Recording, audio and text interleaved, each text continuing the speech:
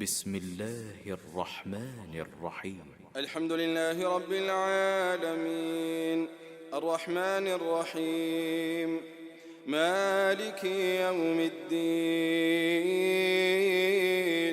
إياك نعبد وإياك نستعين اهدنا الصراط المستقيم صراط الذين أنعمت عليهم غير المغضوب عليهم ولا الضالين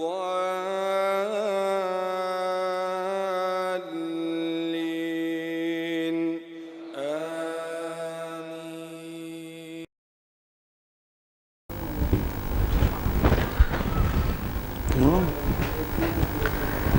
بسم الله الرحمن الرحيم إن الحمد لله نحمده ونستعينه ونستغفره ونعوذ بالله من شرور أنفسنا وسيئات أعمالنا من يهده الله فلا مضل له ومن يضلل فلا هادي له أشهد أن لا إله إلا الله وحده لا شريك له وأشهد أن محمدا عبده ورسوله يا أيها الذين آمنوا اتقوا الله حق تقاته ولا تموتن إلا وأنتم مسلمون يا أيها الناس اتقوا ربكم الذي خلقكم من نفس واحدة وخلق منها زوجها وبث منهما رجالا كثيرا ونساء واتقوا الله الذي تساءلون به والأرحام إن الله كان عليكم رقيبا يا أيها الذين آمنوا اتقوا الله وقولوا قولا سديدا يصلح لكم أعمالكم ويغفر لكم ذنوبكم ومن يطع الله ورسوله فقد فاز فوزا عظيما أما بعد فإن خير الحديث كتاب الله وخير الهدي هدي محمد صلى الله عليه وسلم وشر الأمور محدثاتها وكل محدثة بدعة وكل بدعة ضلالة وكل ضلالة في النار أعوذ بالله السميع العليم من الشيطان الرجيم من همزه ونفخه ونفثه وأتم الحج والعمرة لله. اللہ سبحانہ و تعالیٰ کا یہ فضل اور اس کا یہ احسان ہے کہ اللہ سبحانہ و تعالیٰ نے اللہ رب العالمین کی شریعت کو، اللہ سبحانہ و تعالیٰ کے اس دین کو پڑھنے پڑھانے کی اللہ نے ہمیں توفیق عطا فرمائی، اور اللہ سبحانہ و تعالیٰ نے دین کی فقہ، تفقہ فی الدین، دین کی سمجھ حاصل کرنے کا اللہ سبحانہ و تعالیٰ نے ایک سنہرا ہمیں موقع عطا فرمایا۔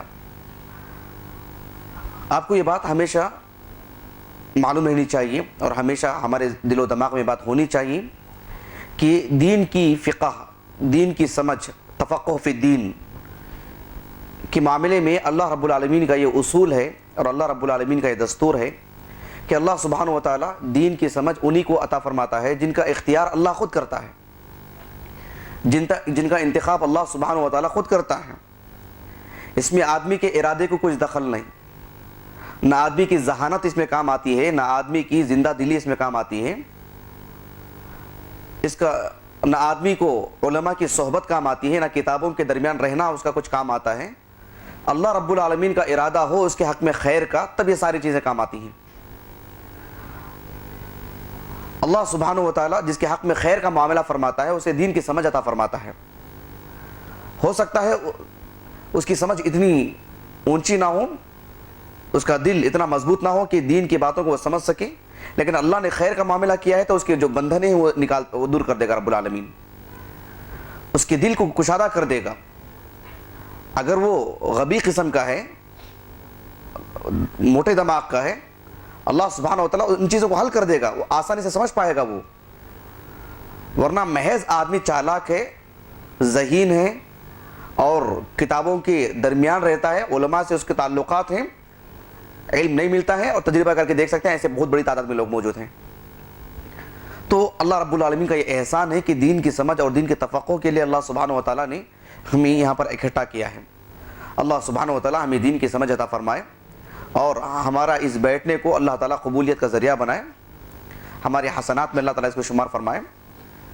تو بہرحال جس موضوع کو لے کر ہم آپ کے سامنے حاضر ہوئے ہیں وہ یہ کہ عمرہ کے جو احکام اور مسائل ہیں، عمرہ کے احکام و مسائل، یہ اس طرح سے کسی بھی عبادت کے لیے معلومات حاصل کرنا، آپ اس کو یہ مت سمجھے کہ ایک لمبی تمہید لمبی ہو جا رہی ہے۔ اصل موضوع میں داخل ہونے کے لیے یہ سب باتیں جاننا بہت ضروری ہو جاتا ہے۔ تو کسی بھی عبادت سے متعلق اس کو انجام دینے سے پہلے علم حاصل کرنا ضروری ہے۔ اللہ رب العالمین نے قرآن مجید میں سورہ محمد میں ارشاد فرمایا فَعْلَمْ انہ لا الہ الا اللہ واستغفر لذنبک، کہ تم جان لو کہ اللہ سبحانہ و تعالیٰ کے علاوہ کوئی معبود برحق نہیں، کوئی سچا معبود نہیں، اور تمہارے گناہوں کے لیے استغفار کرتے رہو، گناہوں سے استغفار کرتے رہو۔ استغفار کرنا ایک عبادت ہے، ایک عمل ہے، اس کو بعد میں ذکر کیا گیا، پہلے علم کو ذکر کیا گیا، امام بخاری رحمہ اللہ جسے فرماتے ہیں۔ تو کسی بھی عبادت کو انجام دینے سے پہلے علم حاصل کرنا چاہیے۔ عمرہ ایک عبادت ہے، ایک عظیم عبادت ہے، بہت کم مواقع ملتے ہیں اس عبادت کو انجام دینے کے، اس سے متعلق معلومات حاصل کرنا ضروری ہے۔ خیر عمرہ تو چھوڑیے، عمرہ اور حج زندگی میں ایک آدھ مرتبہ آدمی کرتا ہے اور اس معاملے میں غفلت برتتا ہے، ٹھیک ہے۔ یہاں تو دیکھنے میں ایسا آتا ہے کہ 5 وقت پڑھی جانے والی نماز کے معاملے میں بھی غفلت ہے۔ عمرہ چھوڑیے، زندگی میں ایک آدھ مرتبہ کی جاتی ہے، آدمی جو ہے اس میں صحیح سے علم حاصل نہیں کیا سب کچھ، لیکن لوگوں کا مزاج تو ایسا بنا ہوا ہے عبادتوں سے متعلق، دن میں 5 وقت پڑھی جانے والی نماز، ہر سال رکھے جانے والے روزے، اس میں معاملے میں غفلت، اس کے بارے میں بھی علم نہیں ہوتا ہے۔ یہ یقیناً نہایت افسوس کی بات ہے۔ اللہ سبحانہ و تعالیٰ کے ہاں اہل علم اور ذمہ داران جو مسلمانوں کے ہیں، دونوں کی زبردست گرفت ہوگی اگر اس معاملے میں وہ اپنی ذمہ داری کو نہیں نبھاتے ہیں۔ اللہ سبحانہ و تعالیٰ ہمیں یہ ذمہ داری نبھانے کی توفیق عطا فرمائے، اور اللہ کے فضل سے ذمہ داران اور جو ہے علم دینے والے اس معاملے میں جو ہے اپنی ذمہ داری نبھا رہے ہیں، سوائے اللہ کے فضل کے اور کوئی بات نہیں۔ تو عمرہ ایک عظیم عبادت ہے، اس سے متعلق معلومات حاصل کرنا نہایت ضروری۔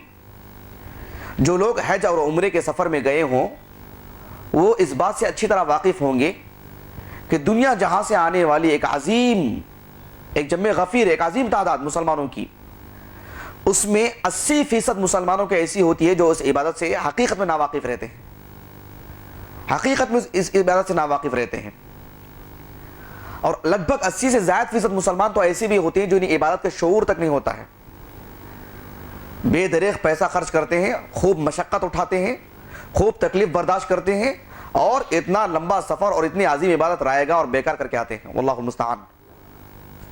تو ہماری جیب سے 1 روپیہ بھی خرچ ہونے والا ہماری نجات کا ذریعہ بن جانا چاہیے، یہ تو لاکھوں کے روپے ہیں۔ یہ ایک عزم ہونا چاہیے کہ یہ پیسے ہمارے نجات کا ذریعہ ہی بن کے رہیں۔ اذان کے بعد پڑھ گئے انشاءاللہ اذان۔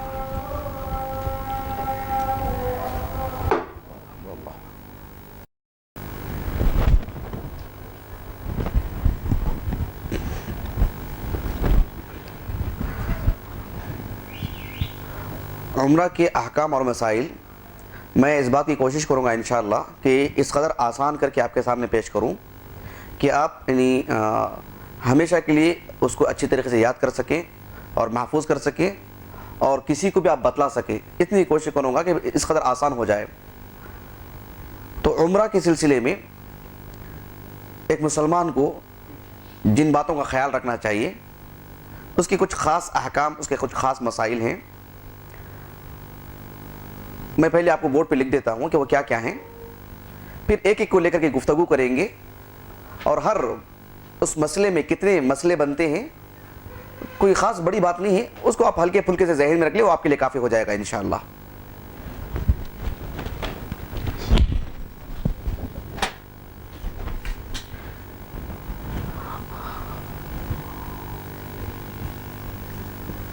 العمرہ، عمرہ کے سلسلے میں جو احکام اور جو مسائل ہیں، اس میں سب سے پہلی بات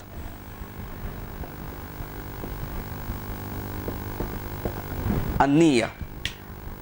آپ لکھ لیجئے، میں بتلاؤں گا کہ نیت کا کیا تعلق ہے، کس اعتبار سے نیت ہے۔ جی، النیہ، یا آپ اس کو دوسرے الفاظ میں لکھیے الاخلاص۔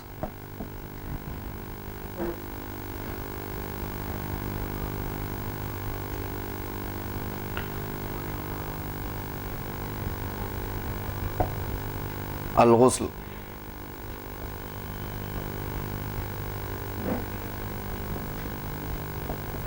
الاحرام،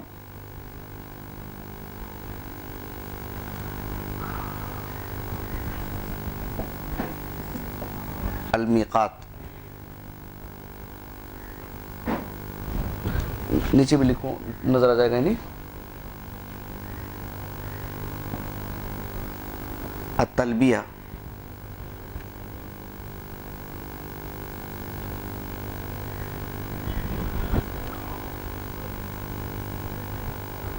الطواف.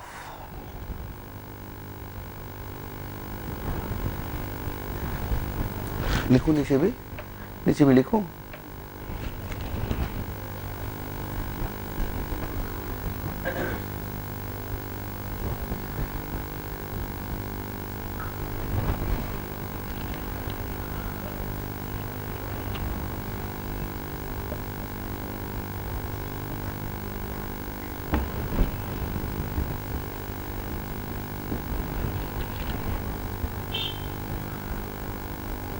الحلق.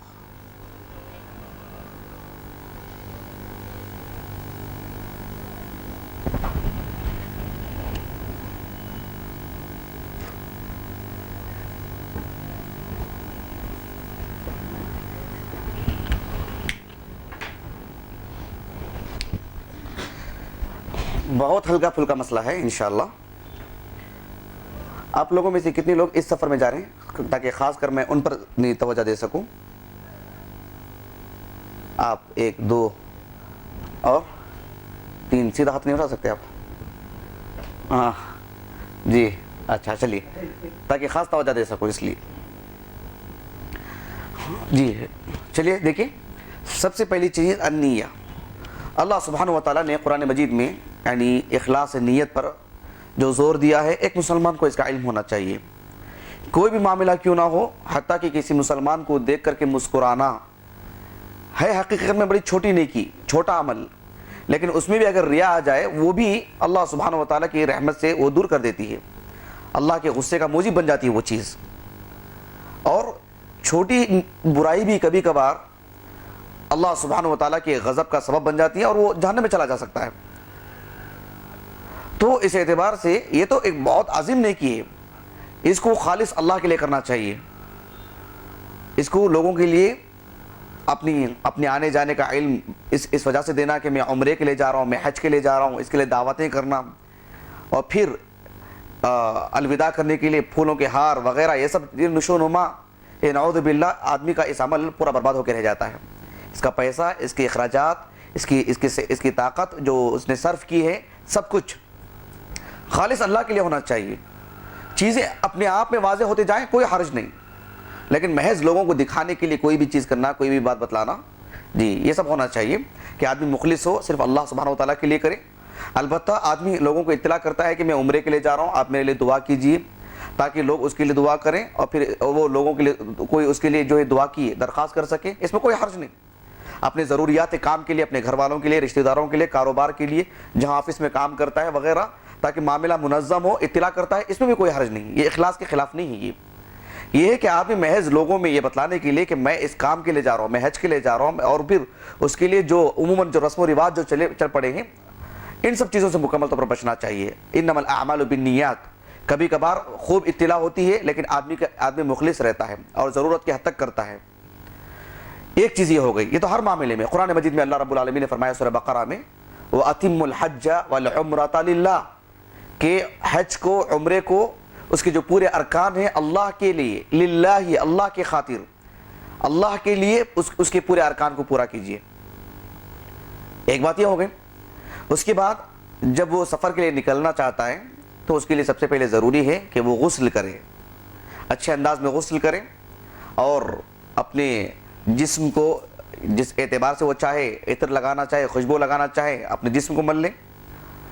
اس لیے کہ یہ مسئلہ سب سے پہلے غسل کی بات اس لیے آتی ہے کہ احرام کا جو کپڑا جو باندھنے والی جو بات ہوتی ہے، ہمارے دور حاضر میں، ہمارے آج کے دور میں معاملہ ایسا نہیں ہے کہ آدمی کسی سواری میں بالکل بری اور زمینی سفر کرے، بری سفر کرے اور میقات تک پہنچے، وہاں جا کر کے غسل کرے، وہاں سے احرام باندھے، ایسی گنجائش نہیں ہے. تو ہمارے اب فی الحال جو جدید میں جو مسئلہ ہے، بعض لوگ بنگلور سے براہ راست جدہ چلے جاتے ہیں، کچھ لوگ ایک جگہ سے دوسری جگہ اتر کر کے بھی جاتے ہیں. اگر بنگلور سے براہ راست جاتے ہوں تو ان کے لیے ضروری ہے، ان کے لیے بہتر یہی ہے کہ احرام یہیں سے باندھے. اور اگر معاملہ ایسا ہے کہ بنگلور سے دلی، بنگلور سے بنگلور، یا بنگلور سے دبئی یا کسی اور جگہ میں اتر کر کے پھر جاتے ہوں جدہ، تو پھر ایسی صورت میں ان کو چاہیے کہ جہاں سے ان کی دوسری روانگی ہوتی ہے وہاں سے وہ احرام باندھ لیں. یہ ان کے حق میں زیادہ بہتر ہوگا. مان لیجیے کہ اگر آپ بنگلور سے براہ راست جا رہے ہیں تو گھر میں غسل کر لینے کے بعد اپنے جسم کو آپ جس قدر چاہے خوشبو لگا سکتے ہیں. اس کے بعد آپ احرام کا جو کپڑا باندھتے ہیں، احرام کا جو کپڑا ہوتا ہے وہ مردوں کے لیے ہوتا ہے، خواتین کے لیے نہیں. احرام کے جو چادریں ہوتی ہیں مردوں کے لیے. تو جب احرام کا کپڑا باندھ لیتے ہیں تو ایسی صورت میں مردوں کو چاہیے کہ کسی طور پر بھی احرام کا جو کپڑا ہوتا ہے بغیر سلائی کا ہو اور اس پر کوئی خوشبو نہ ہو. ہمارے جسم کی جو خوشبو ہے اس کی کچھ بقایا اسے لگ جائیں یا اس کے اثرات اس میں نمایاں ہو تب کوئی حرج نہیں ہے. البتہ کپڑے کو براہ راست خوشبو نہیں لگانا چاہیے. تو عطر نہا لینے کے بعد، عطر لگا لینے کے بعد، خوشبو وغیرہ لگا لینے کے بعد پھر اپنے احرام کا جو کپڑا ہے اسے کسی طور پر خوشبو نہ لگائیں. اور احرام کا جو کپڑا ہوتا ہے اس کے تو میں آگے بتلاؤں گا انشاءاللہ. تو یہ غسل کا معاملہ اور عطر کا معاملہ رہا. کیونکہ یہ خوشبو وغیرہ جو لگائی جاتی ہے وہ ہمارے بدن کو ہونا چاہیے، احرام کے کپڑے کو نہیں. احرام کے کپڑے کو نہیں. ایک بات یہ ہو گئی ہلکی پھلکی سی بات. دوسری بات جسے میں بتلا رہا ہوں بہت ہلکا پھلکا معاملہ ہے، کوئی بڑا معاملہ نہیں. دوسرا معاملہ جو ہے وہ احرام کا ہے.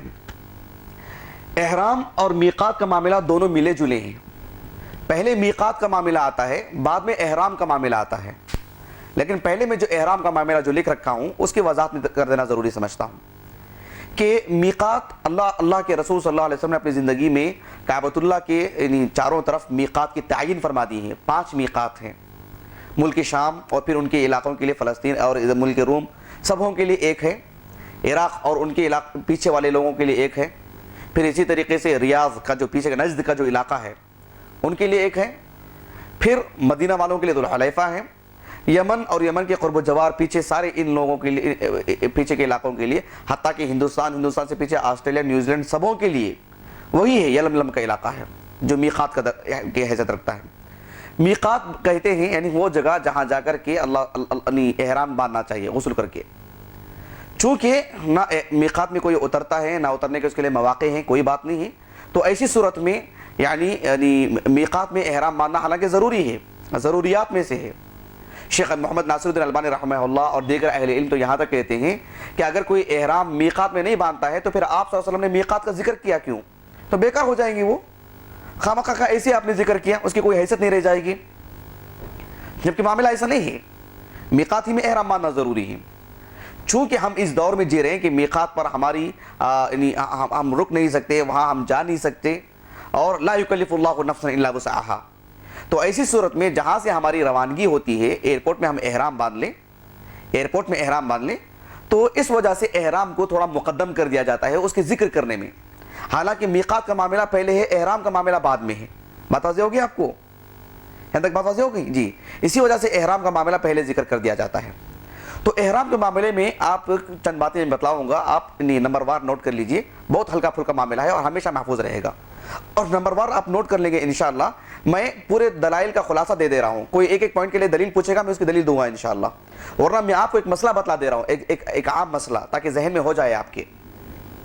احرام کے لیے سب سے پہلی بات اس بات کا لحاظ کرنا چاہیے کہ احرام کا کپڑا سفید رنگ کا کپڑا ہو، 2 چادریں ہوں، اس میں کسی طرح کی سلائی نہ ہو، اور 2 چادریں ہوں بغیر سلائی کے، ایک نیچے تہبند کے طور پر، ایک اوپر اوڑھنے کے لیے. ایک معاملہ یہ ہو گیا. نمبر 2 دوسرا معاملہ وہ یہ کہ احرام پر کسی طرح کی کوئی خوشبو والی بات نہ ہو، اس پر خوشبو نہ لگائی جائے. اندر خوشبو لگانی ٹھیک ہے، اوپر نہیں لگانا چاہیے.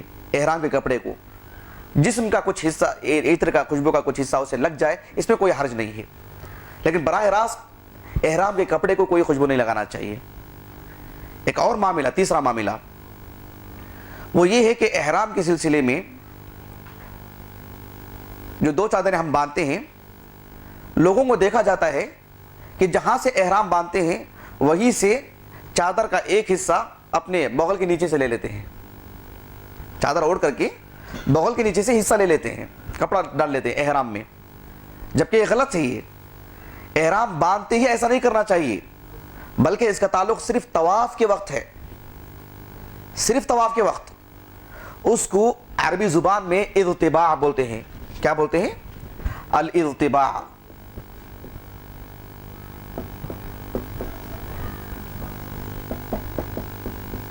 ضبع عربی زبان میں اس حصے کو بولتے ہیں، بغل کے نیچے کے حصے کو.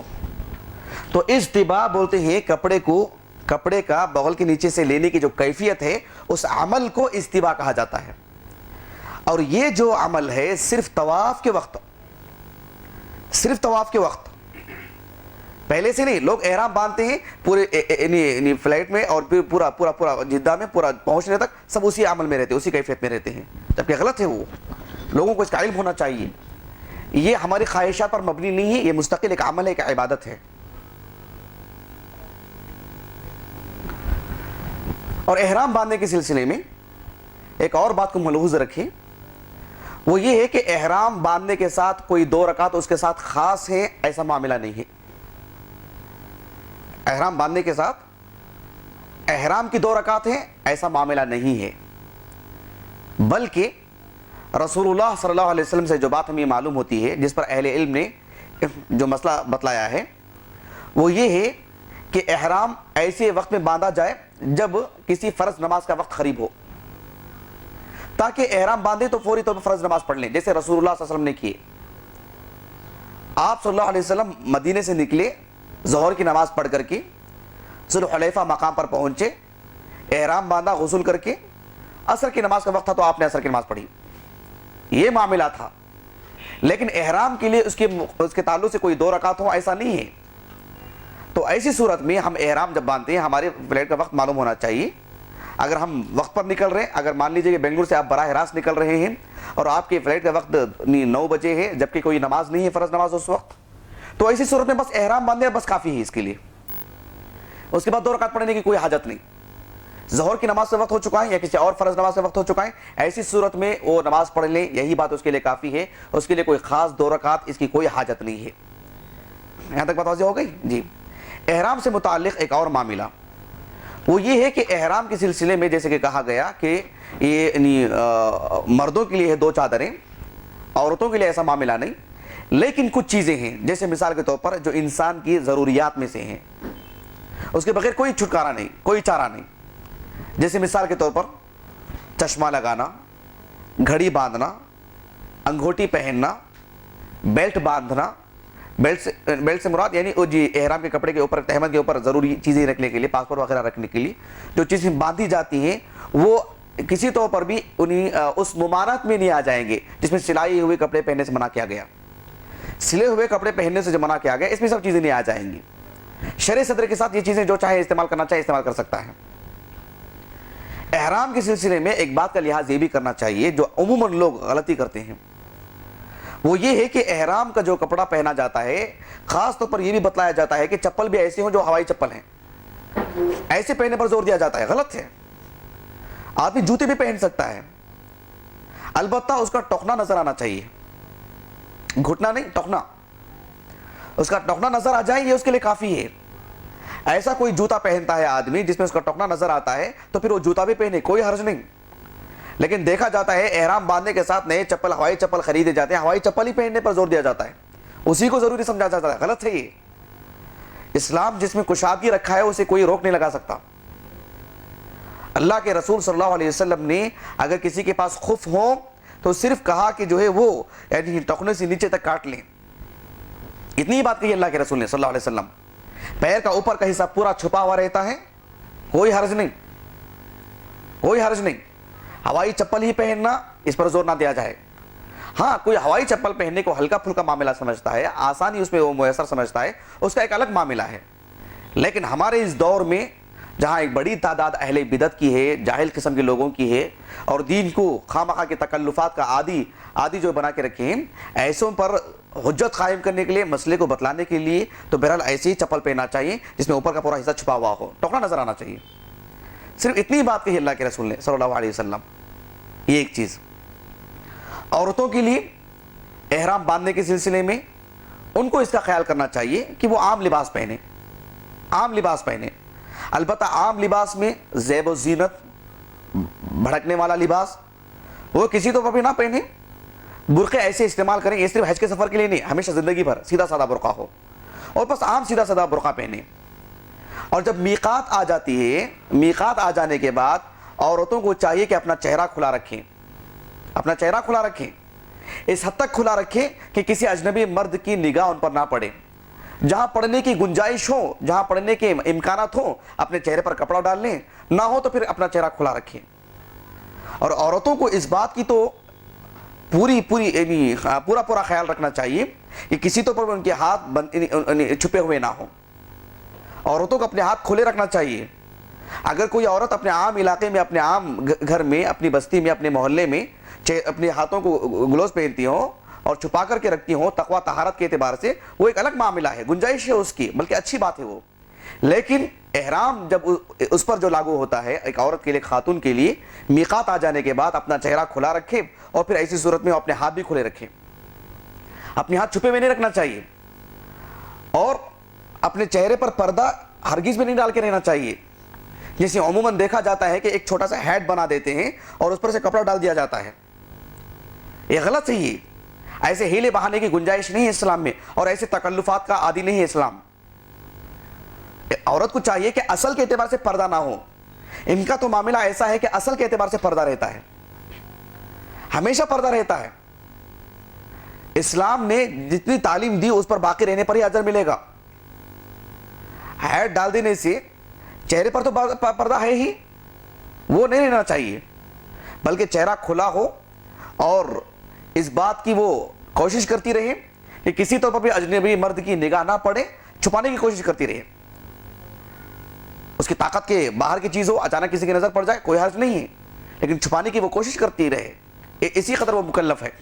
ام المومنین عائشہ رضی اللہ عنہا بھی یہی بات کہتی ہیں کہ ہم ہمارے چہروں کو کھلا رکھتے تھے, چہروں کو. جب کسی اجنبی مرد کا گزر ہوتا تو بس چہرے کو چھپا لیتے, وہ جانے کے بعد پھر سے کھلا رکھ لیتے. ایسا نہیں کہ کوئی آلہ رکھ کر کے ہمیشہ کے لیے بند ہی رکھ دیا جائے, ایسا نہیں. اس میں عورت کی یہ ہونی چاہیے, اللہ رب العالمین کی ایک عبادت ہے وہ, اسے اس کا لحاظ کرنا چاہیے کہ بس اجنبی مردوں کے گزر پر وہ اپنے پردے کو جو ہے چھپا کر کے اپنا پردہ کر لے. یہ ایک معاملہ ہوا.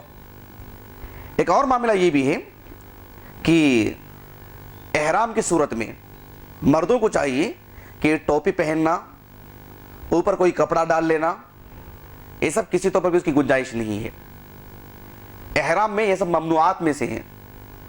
البتہ چھتری استعمال کرتے ہوں بارش کے لیے یا دھوپ کے لیے, یا پھر سواری کر کے جا رہی ہوں بس میں, کار میں, اور ان کے اوپر چھت ہو, وہ ممنوعات میں سے نہیں ہے. متوجہ ہو گئی؟ یہ کچھ مسائل تھے جو احرام سے متعلق ہیں. اور احرام کا کپڑا جب باندھتے ہیں ایئرپورٹ وغیرہ میں, وہ بس ایک لباس کی حیثیت ہے اس کی, وہاں احرام کی نیت نہ کریں. احرام کی نیت کہاں کرنا چاہیے؟ جب آپ کو اطلاع کر دی جاتی ہے کہ میقات پر سے ہمارا گزر ہو رہا ہے, ہم ابھی فی الحال میقات کے قریب ہیں اور 15 منٹ پہ میقات آنے والا ہے, تو وہاں پر چوکس ہو جائیں, چوکنا ہو جائیں. جو احرام بندھا ہوا ہے اسی پہ باقی رہیں, بس جیسے میقات پر سے گزر ہوتا ہے وہاں نیت کر لیں, اللہم لبیک عمرہ.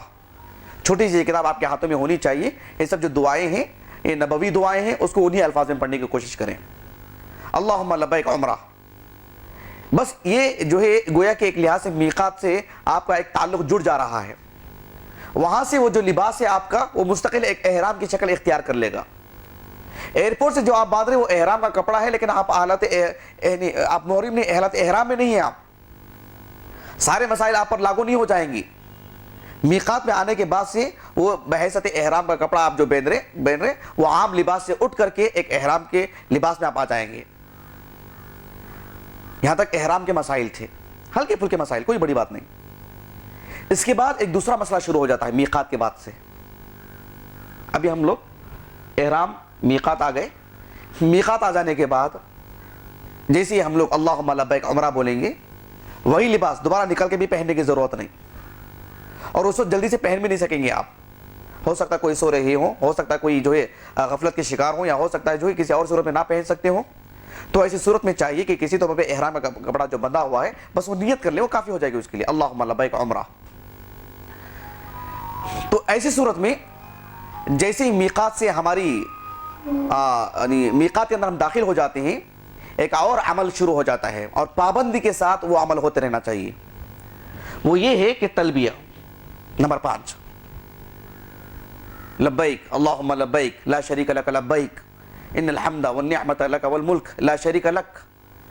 اس کو تلبیہ کہتے ہیں. یہ بکثرت پڑھتے رہنا چاہیے. خواتین بھی مرد بھی اس میں ایک چند باتوں کا لحاظ کرنا چاہیے. پہلی بات یہ ہے کہ میقات سے ہمارا گزر ہوتے ہی تلبیہ پابندی سے پڑھیں، نمبر 1. نمبر 2، مرد بلند آواز سے پڑھیں اور خواتین پست آواز سے پڑھیں. نمبر 3، مردوں کو چاہیے کہ ایک آواز ہو کر کے پڑھنا، ایک ساتھ پڑھنا، ہرگز بھی اس کا لحاظ نہ کریں. ہر کوئی اپنے اعتبار سے پڑھے. ایک آواز میں ایک ہی ساتھ جماعت کی شکل میں ایسے پڑھنے کو کوئی دلیل نہیں ملتی ہے. ہر کوئی فرد اپنا اپنا لحاظ کرتے ہوئے پڑھے. کتنی باتیں ہو گئی؟ 3 باتیں ہو گئی تلبیہ سے متعلق. تلبیہ سے متعلق 3 باتیں ہو گئی.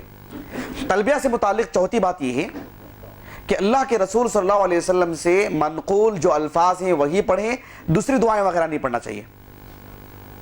تلبیہ میں تلبیہ کے جو الفاظ جو وارد ہیں، جو رسول اللہ صلی اللہ علیہ وسلم سے ثابت ہیں، وہی پڑھنا چاہیے. اللہ اکبر، اللہ اکبر، لا الہ الا اللہ واللہ اکبر، اللہ اکبر وللہ الحمد، جو عیدین وغیرہ میں پڑھتے ہیں وہ وغیرہ سب نہیں، بلکہ اس کا خاص اہتمام کرنا چاہیے جو تلبیہ میں رسول اللہ صلی اللہ علیہ وسلم پڑھا کرتے تھے. اس کو چار جان کر دیجیے. یہ بات واضح ہو گیا آپ کو؟ تلبیہ میں وہی پڑھنا چاہیے جو پیارے رسول صلی اللہ علیہ وسلم پڑھا کرتے تھے. اس میں جیسے اللہ اکبر وغیرہ جو دیگر جو دعائیں پڑھتے ہیں ان سے یہ نہیں کہنا چاہتا کہ جو اسے پرہیز کرنا چاہیے، بلکہ اس کا اہتمام کرنا چاہیے جس کا اللہ کے رسول صلی اللہ علیہ وسلم نے اہتمام کیا. تو تلبیہ پڑھتے رہنا چاہیے مکمل طور پر. چونکہ میقات سے احادیث میں جو بات آتی ہے، میقات سے تلبیہ شروع ہو جانا چاہیے اور طواف شروع ہونے تک تلبیہ پڑھتے رہنا چاہیے. طواف شروع ہونے تک تلبیہ پڑھتے رہنا چاہیے. لیکن درمیان میں چونکہ ہم لوگ اس دور میں جی رہے ہیں تو کچھ مسائل ہیں، وہ بھی آپ کو میں بتلا دوں کہ جیسے ہی تلبیہ پڑھتے رہتے ہیں، جدہ میں ہماری جدہ میں ہم اترتے ہیں، پھر جدہ سے مکہ جاتے ہیں، تو ایسی صورت میں کوئی مکہ جا کر کے دوبارہ غسل کرنا چاہے تو دوبارہ وہ غسل کر لے. جو احرام کا جو کپڑا پہنا ہوا ہے وہ نکال کر کے غسل کر لے، بس اس کے لیے وہ کافی ہے. انشاءاللہ اس کے لیے گنجائش بھی ہے. البتہ اس کا لحاظ ضرور کرنا چاہیے کہ وہ عطر نہ لگائے، نہ کپڑے کو نہ جسم کو، اور نہ ہی ایسا صابن استعمال کرے جیسے کہ شیخ ابن باز رحمہ اللہ کہتے ہیں کہ صابن استعمال ضرور کر سکتا ہے لیکن خوشبو والا صابن نہیں، ہلکا پھلکا. بلکہ اس میں احتیاط یہی ہے کہ صابن سرے سے استعمال ہی نہ کیا جائے، بس پانی اونڈیل لے، اس کے لیے کافی ہے. انشاءاللہ پانی اونڈیل کر کے وہ احرام کا کپڑا پہن لے، یا نہیں تو اسی احرام کے کپڑے میں جو یہاں پہن کر کے نکلا ہے ایسے براہ راست جا کر کے طواف کر لے. یہ بھی معاملہ اس کے لیے گنجائش ہے. غسل کو کرنا چاہتا ہے اس کی گنجائش اسلام نے رکھی ہے. اس میں امام بخاری رحمہ اللہ نے باقاعدہ باب ہی قائم کیے ہیں کہ حالت احرام میں غسل کرنا ضرورت کے اعتبار سے. تو یہاں تک معاملہ ہو گیا. میقات سے لے کر کے جیسے کعبۃ اللہ پہنچتے ہیں، اپنے روم پہنچتے ہیں سارے سامان وغیرہ رکھ کر کے، جیسے کعبۃ اللہ کی طرف روانگی ہماری ہوتی رہتی ہے تو بکثرت تلبیہ پڑھتے رہنا چاہیے. لبیک اللہم لبیک لا شریک لک لبیک.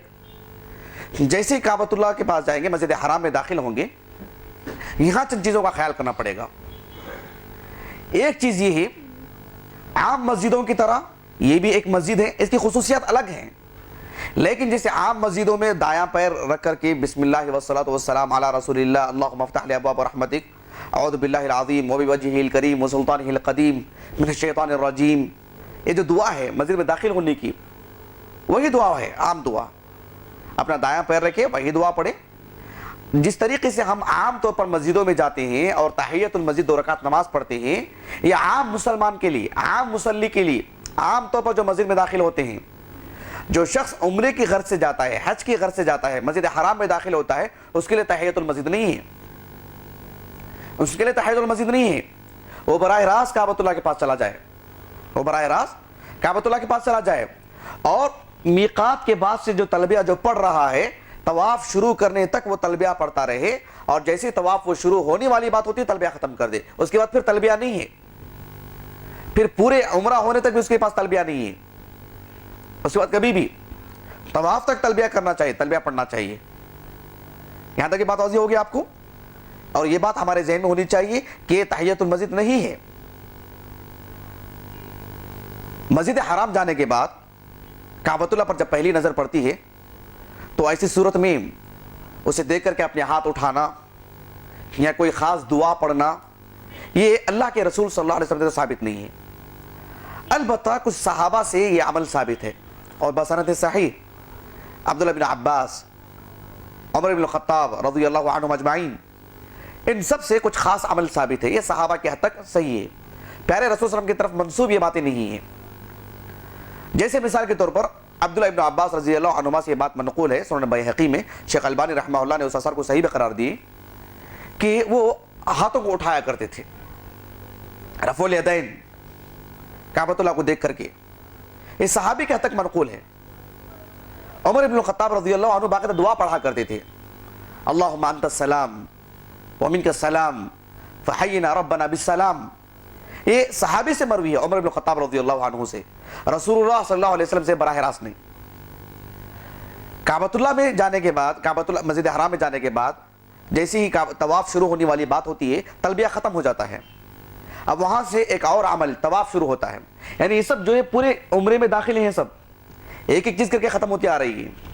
جیسے ہی طواف کا معاملہ آئے گا، اس معاملے میں چند چیزوں کا لحاظ کرنا پڑے گا، جو آپ وہاں جا کر کے دیکھیں گے کہ اگر آپ کو یہ باتیں معلوم ہو جائیں، آپ وہاں جا کر کے دیکھیں گے کہ جسے میں نے کہا شروع میں 80% مسلمان ان چیزوں کا خیال نہیں رکھتے ہیں، تو ایسی کوئی چیز اگر رکھ دیں کعبۃ اللہ نما، تاکہ میں بتلا دوں کہ کس طریقے سے طواف شروع کرنا چاہیے۔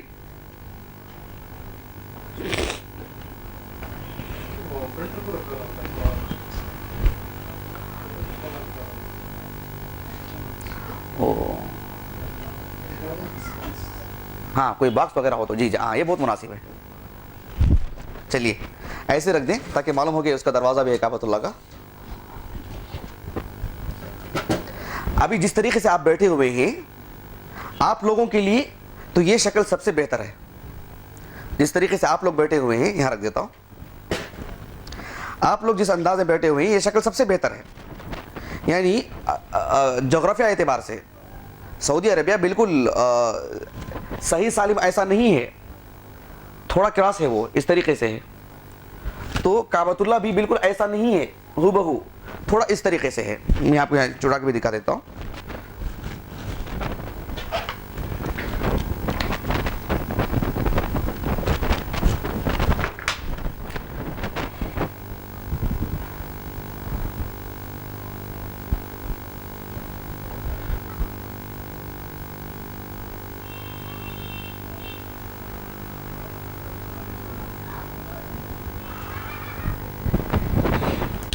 یہ ایسے ہی نہیں ہے، یہ جغرافیہ اعتبار سے ہے، آپ کو سمجھنے میں زیادہ آسانی ہوگی انشاءاللہ۔ یہ مروہ، یہ صفا کی پہاڑی ہے، یہ مروہ ہے، یہاں سمجھنے کے لیے آپ کو آسانی ہے۔ اور جس انداز میں آپ بیٹھے ہوئے ہیں، کعبۃ اللہ میں داخل ہونے کا فی الحال یعنی جو عمرے کے غرض سے آتے ہیں ان کے لیے عموماً وہی راستہ ہے جس راستے سے آپ بیٹھے ہوئے ہیں، جیسے آپ داخل ہوں گے آپ کو یعنی ایسے ہی نظر آئے گا کعبۃ اللہ، سمجھ رہے نا، وہ جو حتیم ہے، حجر جسے بولتے ہیں، وہ آپ کو یہاں نظر آئے گی ایسے، یہاں حجر اسود ہوگا، یہاں کعبۃ اللہ کا دروازہ، جو بالکل ہو بہو یہی شکل جیسے آپ مسجد حرام میں داخل ہوں گے، فی الحال چونکہ دوسرے کوئی خاص راستے نہیں ہیں داخل ہونے کے، تو جس راستے سے آپ وہاں سے داخل ہوں گے آپ کو ہو بہو یہی شکل نظر آئے گی۔ تو جیسے ہی کعبۃ اللہ کے پاس قریب میں داخل ہوتے ہیں آپ کا تلبیہ ختم ہو جائے گا، تلبیہ پڑھنا بند کر دیں، طواف شروع ہوگا، جیسے طواف شروع کریں گے کوئی چادر وغیرہ ہے، کوئی چادر، ہاں بتلائیے تاکہ یہ عملی طور پر بتلا سکوں میں آپ کو۔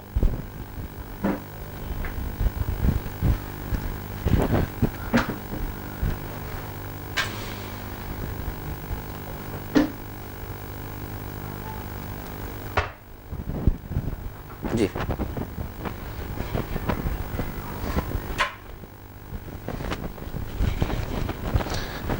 یہ جب احرام کا کپڑا جب باندھتے ہیں آپ ایئرپورٹ سے ہی، اور جیسے مان لیجئے بنگلور سے باندھتے ہو، تو کعبۃ اللہ کے قریب جانے تک بھی آپ کی یہی صورت ہونی چاہیے۔ بعض لوگوں کو دیکھا جاتا ہے ایئرپورٹ سے ہی یہ شکل اختیار کر لیتے ہیں، ایئرپورٹ سے ہی، غلط ہے، یہ آخر تک بھی یہی صورت ہونی چاہیے۔ جیسے ہی کعبۃ اللہ کے قریب پہنچتے ہیں اور طواف کرنے کا معاملہ آتا ہے تب ایسے کر لینا چاہیے، اسی کو بولتے ہیں استباع، سمجھ رہے، اسی کو استباع کہا جاتا ہے۔ طواف کے دوران مرد اور عورت میں فرق کرنے والی دو ہی چیزیں ہیں. طواف کے دوران مرد اور عورت میں فرق کرنے والی دو ہی چیزیں, ایک استباع, ایک کیا ہے, استباع. یہ شکل یہ صرف طواف کے لیے ہے اور کسی اور جگہ نہیں. طواف ختم ہو گیا تو پھر فوری طور پر ایسے ڈال لینا چاہیے. جبکہ بعض لوگوں کو دیکھا جاتا ہے کہ طواف کے بعد بھی جب 2 رکعت نماز پڑھتے ہیں تب یہی شکل ہوتی ہے, جبکہ نماز ہی نہیں ہوتی. اسی صورت میں کندھا کھلا نہیں رکھنا چاہیے مرد کے لیے, ایسی صورت میں نماز پڑھتے ہیں. صفا مروہ کے درمیان صحیح بھی ایسے ہی کرتے ہیں, غلط ہے. ایک یہ چیز ہے. تو بہرحال میں آپ کو ایک ایک چیز نمبر وار بتلاتا ہوں تاکہ آپ ہمیشہ ذہن میں رکھیں انشاءاللہ. تو جیسے ہی کعبۃ اللہ کے پاس جاتے ہیں, طواف شروع ہوتا ہے, تو سب سے پہلے آپ کپڑا اس طریقے سے ڈالنے ہیں اپنے چادر کو, اور یہ جو حجر اسود ہے یہاں, جیسے آپ داخل ہوں گے مسجد حرام میں, یہ حجر اسود ہے جسے یہاں کیا ہوں میں, یہ حجر اسود. اور حجر اسود کے بالکل ادھر اس پار ہی ایک گرین لائٹ بھی لگا دیے گئے ہیں تاکہ لوگوں کو اس کا علم ہو جائے, آسانی ہو جائے. تو حجر اسود کو سب سے پہلے چومنا چاہیے. اس کی 4 صورتیں بتلائی گئی شریعت کے اندر. کتنی صورتیں؟ 4 صورتیں. یہ اسلام کی ایک وسعت ہے ماشاءاللہ. اس کی 4 صورتیں ہیں. 3 صورتیں ایسی ہیں جس میں چومنے والی بات آتی ہے. پہلی صورت یہ ہے کہ آدمی براہ راست جا کر کے حجر اسود کو چومے, براہ راست اپنے ہونٹوں سے. ایک شکل یہ ہے. دوسری شکل یہ ہے کہ اس کے ہاتھ میں کوئی چھڑی ہو, اور چھڑی, دوسری صورت یہ ہے کہ اپنا ہاتھ براہ راست ایسے لگائے. دوسری صورت, ہاتھ لگائے حجر اسود کو اور اپنے ہاتھ کو چوم لے. 2 صورتیں ہو گئی. تیسری صورت یہ ہے کہ اس کے ہاتھ میں کوئی چھڑی ہو, ہاتھ میں اس کی کوئی چھڑی ہو اور وہ اپنی چھڑی کو لگا دے, یا اس کے ہاتھ میں جو چھتری وغیرہ ہو چھتری کو لگا دے اور اس کو چوم لے. یہ ایک تیسری صورت ہے. چوتھی صورت یہ ہے کہ وہ قریب تک نہیں جا پا رہا ہے اور مشکل ہو رہی ہے اس کو, تو اپنے ہاتھ سے صرف اشارہ کر دے. وہی ثواب, وہی چیز, سب وہی بات ہے. ایک آدمی اپنے ہونٹوں سے جو جا کے چومتا ہے اس کے لیے بھی اتنا ہی ثواب, اور جو ایک آدمی وہی فضیلت ہے, اس کے گناہوں کو لے لے گا. وہ وہی بات ہے جو اپنے ہاتھ سے صرف اشارہ کرتا ہے. اور اللہ کے رسول صلی اللہ علیہ وسلم باوجود اللہ کے نبی ہونے کے 4 صورتیں جو آپ نے بتلائی ہیں کر کے, عمل کر کے. جبکہ آپ صلی اللہ علیہ وسلم نبی تھے نا, صحابہ ہٹ کے جگہ دے سکتے تھے آپ کو, آپ نے ہاتھ سے اشارہ بھی کیا ہے. آپ نے ایسے نہیں کہا کہ جگہ دو, سبحان اللہ, آپ نے عمل کر کے بتلائے. یہ سب وہی چیز ہے. آپ نے کبھی کبھار تو چھڑی سے کیا, آپ نے حج کے دوران آپ نے اپنے ہاتھ سے بھی چھوا, اور آپ نے اپنے جو ہے اپنے ہونٹوں سے بھی کیا آپ نے. تو یہ 4 صورتیں رسول اللہ صلی اللہ علیہ وسلم نے عمل کر کے بتلائیں. اس لیے کہ کوئی مسلمان یہ نہیں سمجھنا چاہیے کہ وہ ایک ہی صورت ہے. یہ 4 چیزیں ہیں. تو یہ 4 میں سے جو اس کے لیے میسر ہو, جو آسانی ہو, اس پہ اسے عمل کرنا چاہیے. اور پھر اللہ کے رسول نے یہاں تک کہا صلی اللہ علیہ وسلم, وہ پتھر اسی کے حق میں گواہی دے گا قیامت کے دن جو اسے حق کے ساتھ چھوا ہوگا, اخلاص نیت کے ساتھ. اور پھر حق کے صحت کا مطلب یہ ہے کہ اہل علم کہتے ہیں کہ کسی کو دھکا نہ دے, کسی کو تکلیف نہ دے, کسی کو ڈھکیل کے نہ جائے. اللہ کے رسول صلی اللہ علیہ وسلم عمر بن خطاب رضی اللہ عنہ سے کہتے تھے, جو صحیح ابن خزیمہ کی روایت ہے, کہ تم سب سے آخر میں جا کے جو ہے حجر اسود کو چوم کے آنا, لوگوں کے ساتھ نہیں. اس لیے کہ وہ تھوڑا جسمانی اعتبار سے مضبوط تھے, وہ تمہارا جانا ہی لوگوں کو تم ڈھکیلتے ہوئے چلے جاؤ گے, تم کو بعد میں جانا چاہیے کر کے کہا اللہ کے رسول نے صلی اللہ علیہ وسلم عمر بن خطاب رضی اللہ عنہ کو. تو کسی کو اذیت پہنچانا, کسی کو تکلیف دینا, کسی کو ڈھکل کے جانا, ہرگز ایسا نہیں کرنا چاہیے. نہیں ہوتا ہے تو آپ ہاتھ سے اشارہ کر دیجئے, وہی بات ہے ہو بہو. اللہ ایک اللہ تعالیٰ کسی کو اور موقع عطا کر دے کہ وہ ہاتھ لگا دے یا جو ہے جا کر کے اپنے ہونٹوں سے چومے, ایک الگ معاملہ ہے. تو یہ سب سے پہلا معاملہ ہوتا ہے کہ سب سے پہلے حجر اسود کو اشارہ کر دیں. جو میں وہ صورت بتلاؤں گا جو آپ آسانی سے کر پائیں گے. آپ ہاتھ سے اشارہ کر دیں اور اپنا طواف شروع کر دیں. کعبۃ اللہ ہمارے اس ہاتھ ہمارے بائیں جانب آنا چاہیے اور ہمارا دایاں حصہ کھلا ہو, اور ہم ایسے طواف کو شروع کریں گویا کہ یہ حجر اسود ہے, یہاں سے ہمارا طواف شروع ہوگا. ایک چکر, بس سمجھ میں آ گئی, ایک چکر ہے. یہاں حجر رکھا ہوا ہے, اس کے باہر سے جانا چاہیے. یہاں آنے کے بعد جیسے حجر اسود کو آ جاتی ہیں, ایک چکر آپ کی پوری ہو جائے گی. 7 جو چکر کاٹنے ہیں, ایک ہو جائے گی. نمبر 1 بات یہ طواف میں خیال کرنے کی. پہلی بات کیا ہے, اپنے کپڑے کو اس طریقے سے ڈال لینا چاہیے. دوسری بات یہ ہے کہ حجر اسود کو چھونا چاہیے یا اسے اشارہ کر دینا چاہیے. تیسری بات یہ ہے کہ یہاں سے شروع کریں تو یہاں ختم کر دیں گے, ایک چکر ہو جائے گی. 3 باتیں ہو گئی. چوتھی بات یہ ہے کہ شروع کے جو 3 چکر ہیں اس میں تھوڑا سا بھاگنا چاہیے. رمل بولتے ہیں اس کو, ہلکے پھلکے انداز میں. یہ خواتین کے لیے نہیں, صرف مردوں کے لیے. رمل بولتے ہیں, بس ہلکے پھلکے انداز میں بھاگنا. یہ صرف شروع کے 3 چکر میں, بقیہ 4 میں نہیں. اس کی کیا حکمت ہے, کیوں یہ شروع ہوئی, یہ کیا, یہ سب فی الحال تفصیلات کی اتنی ضرورت نہیں ہے. یہ بات معلوم کر کے رکھیں, پھر دھیرے دھیرے آپ کو باتیں معلوم ہو جائیں گے انشاءاللہ. کتنی باتیں ہو گئی؟ 4 باتیں ہو گئی. 5ویں بات یہ ہے کہ یہ پورے چکر میں آپ جو چاہے دعائیں پڑھیں, کوئی خاص دعا نہیں ہے, جو آپ کی دعائیں یاد ہیں. چاہے آپ قرآن مجید کی تلاوت کریں, درود شریف پڑھتے رہیں, اللہ کی تعریف کرتے رہیں, لا الہ الا اللہ وحدہ لا شریک لہ لہ الملک ولہ الحمد وہو علی کل شیء قدیر, دیگر اللہ رب العالمین کے حق میں جو تعریفی جو کلمات ہیں جو اللہ کے رسول نے سکھائے ہیں صلی اللہ علیہ وسلم, وہ سب پڑھتے رہیں. جو چاہے آپ پڑھیں, کوئی خاص دعا اس کے لیے خاص نہیں ہے. البتہ یہ جو حجر اسود ہے, یہاں سے آپ کی چکر شروع ہوتی ہے, تو یہ رکن یمانی اور یہ رکن, دونوں رکن یمانی کہلاتے ہیں. اس میں سے یہ رکن اسود ہے جہاں حجر اسود رکھا ہوا ہے. ایک رکن یمانی, اس کے درمیان کا جو حصہ ہے اس میں رسول اللہ صلی اللہ علیہ وسلم بالخصوص ربنا آتنا فی الدنیا حسنہ وفی الآخرۃ حسنہ وقنا عذاب النار, یہ دعا پڑھا کرتے تھے. صرف یہاں پر بالخصوص یہ دعا پڑھا کرتے تھے آپ صلی اللہ علیہ وسلم. وہاں اس کا لحاظ کرنا چاہیے کیونکہ اللہ کے رسول پڑھا کرتے تھے صلی اللہ علیہ وسلم. یہاں تک بات واضح ہوگی آپ کو. 5 باتیں ہو گئیں. 6ٹھی بات یہ ہے کہ اس پورے کعبۃ اللہ میں صرف 2 جگہیں ہیں جہاں چھونا چاہیے, صرف 2 جگہیں. ایک یہ کنارہ جہاں حجر اسود رکھا ہوا ہے, ایک اس کے بالمقابل یہ کنارہ. یہ چھوڑیں گے تو کعبۃ اللہ کو کسی اور جگہ چھونے کی کوئی شرعی حیثیت نہیں ہے. صرف 2 ہی جگہیں, اور ان 2 جگہوں میں بھی صرف یہاں چومنے والی بات آتی ہے, یہاں نہیں. یہاں چومنے والی بات نہیں, صرف چھونے والی بات ہے. اور پھر یہاں چومنے کا موقع نہیں مل پا رہا ہے, ہاتھ لگانے کا بھی موقع نہیں مل پا رہا ہے, تو کیا کریں گے؟ ہاتھ سے اشارہ کریں گے. لیکن یہاں چھونے کا موقع نہیں مل پا رہا ہے تو ہاتھ سے اشارہ یہاں نہیں کریں گے, لیکن لوگ برابر یہاں اشارہ کرتے ہیں ہاتھ سے, وہاں کے چومتے بھی ہیں. یہ فرق سمجھ میں آ رہا آپ کو؟ جی. نبی کریم صلی اللہ علیہ وسلم کے ایک صحابی معاویہ بن ابی سفیان رضی اللہ عنہ کعبۃ اللہ کے ہر کنارے کو چھوتے تھے, یہاں بھی, یہاں بھی, یہاں بھی, یہاں بھی, چاروں کناروں کو. عبداللہ بن عباس رضی اللہ عنہ نے جیسے ہی دیکھا, یہ مسند احمد کی روایت ہے, یہ فوراً کہا, حالانکہ اس کے اصل صحیح بخاری میں ہے, تفصیلات مسند احمد میں ہیں, فوراً کہا کہ دیکھو اللہ کے رسول صلی اللہ علیہ وسلم صرف 2 جگہ چھوتے تھے. تو معاویہ بن ابی سفیان رضی اللہ عنہ نے کہا کہ کعبۃ اللہ میں کوئی چیز ایسی نہیں جسے چھوڑا جائے, ساری جگہ چھونے کی چاہیے, چاروں کنارے. عبداللہ بن عباس رضی اللہ عنہ نے کہا کہ میں نے اللہ کے رسول کو دیکھا صلی اللہ علیہ وسلم صرف 2 کناروں میں چھوتے تھے, بقیہ 2 میں نہیں, اور وہ بھی یہ 2 کناروں میں. اور پھر کہا انہوں نے لقد کان لکم فی رسول اللہ کی اسوۃ حسنہ, تمہارے لیے اللہ کے رسول میں بہترین اسوہ ہے, آپ نے جیسے کہ ویسے کرنا چاہیے. معاویہ بن ابی سفیان رضی اللہ عنہ نے کہا کہ اگر اللہ کے رسول ایسے کیے تو پھر صدقت, تم نے سچ کہا, میں ویسے ہی کروں گا کر کے کہا. معاویہ بن ابی سفیان رضی اللہ عنہ نے صرف دونوں کناروں کو چھونا چاہیے اگر چھونے کا موقع ملتا ہے تو, لیکن چومنے والی بات صرف یہاں چھونے کا بھی موقع نہیں مل پا رہا ہے تو اشارہ پہ تو کرنا ہی پڑے گا, لیکن یہاں اشارے والی بات نہیں آئے گی. یہاں تک بھی بات سمجھ میں آ گئی آپ کو؟ جی. یہ باتیں طواف سے متعلق تھی. ایک اور بات ہے, طواف کے دوران یا طواف کے بعد یہ جو کعبۃ اللہ کا دروازہ ہے, حجر اسود اور کعبۃ اللہ کے دروازے کے پاس کا جو علاقہ ہے اسے ملتزم کہا جاتا ہے. کیا کہا جاتا ہے؟ ہم اردو میں بھی بولتے نہیں, ان باتوں کا التزام کیجئے, اہتمام کیجئے, بتلاتے نہیں ہم لوگ, مطلب کنٹینیو ایک بات کرنا, ہمیشگی برتنا اس کام پہ, توجہ دینا. تو ملتزم بولتے ہیں وہ جگہ جہاں چمٹا جائے. تو کعبۃ اللہ کے دروازے کے پاس پیارے رسول صلی اللہ علیہ وسلم نے اپنے سینہ لگا کر کے چمٹا کر کے دعا کیا, آپ نے چمٹ کر کے اس سے. تو وہاں کسی کو موقع ملتا ہے چمٹ کر کے اللہ سے دعا کرنا چاہیے اپنی نجات کے لیے, اسلام میں ثابت قدمی کے لیے, وغیرہ وغیرہ. یہاں تک بات سمجھ میں آ گئی آپ کو؟ جی.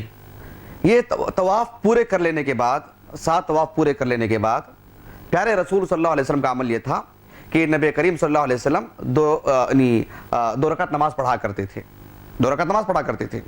جیسے یہاں کعبۃ اللہ سے ہے, یہ کعبۃ اللہ کا دروازہ ہے, بالکل یہاں پر مقام ابراہیم رکھا ہوا ہے. اس طریقے سے رسول اللہ صلی اللہ علیہ وسلم کے زمانے میں مقام ابراہیم یہاں تھا, کعبۃ اللہ سے لگ کر کے تھا. عمر بن الخطاب رضی اللہ عنہ کے دور خلافت میں جب مسلمانوں کے لیے بھیڑ بھاڑ کی بات تھی, تعداد زیادہ ہو گئی اور لوگ طواف کر کے آ کے 7 طواف کر کے نماز پڑھتے, پھر طواف کرنے والوں کے لیے تکلیف ہو جاتی, تو انہوں نے اسے تھوڑا پیچھے کر دیا عمر بن الخطاب رضی اللہ عنہ نے, اور پورے صحابہ اس پر خاموش بھی تھے. اس وجہ سے کہ ایک تو وہ مسلمانوں کی فلاح اور مسلمانوں کی آسانی کے لیے بات تھی, دوسری بات یہ تھی کہ اس مقام کو مصلی بنانے کا مشورہ بھی انہی کا تھا، عمر بن خطاب رضی اللہ عنہ کا، جسے ساتوں آسمانوں کے اوپر سے اللہ رب العالمین نے منظوری دی اور اسی کو مقام بنانے کا دیا ہے۔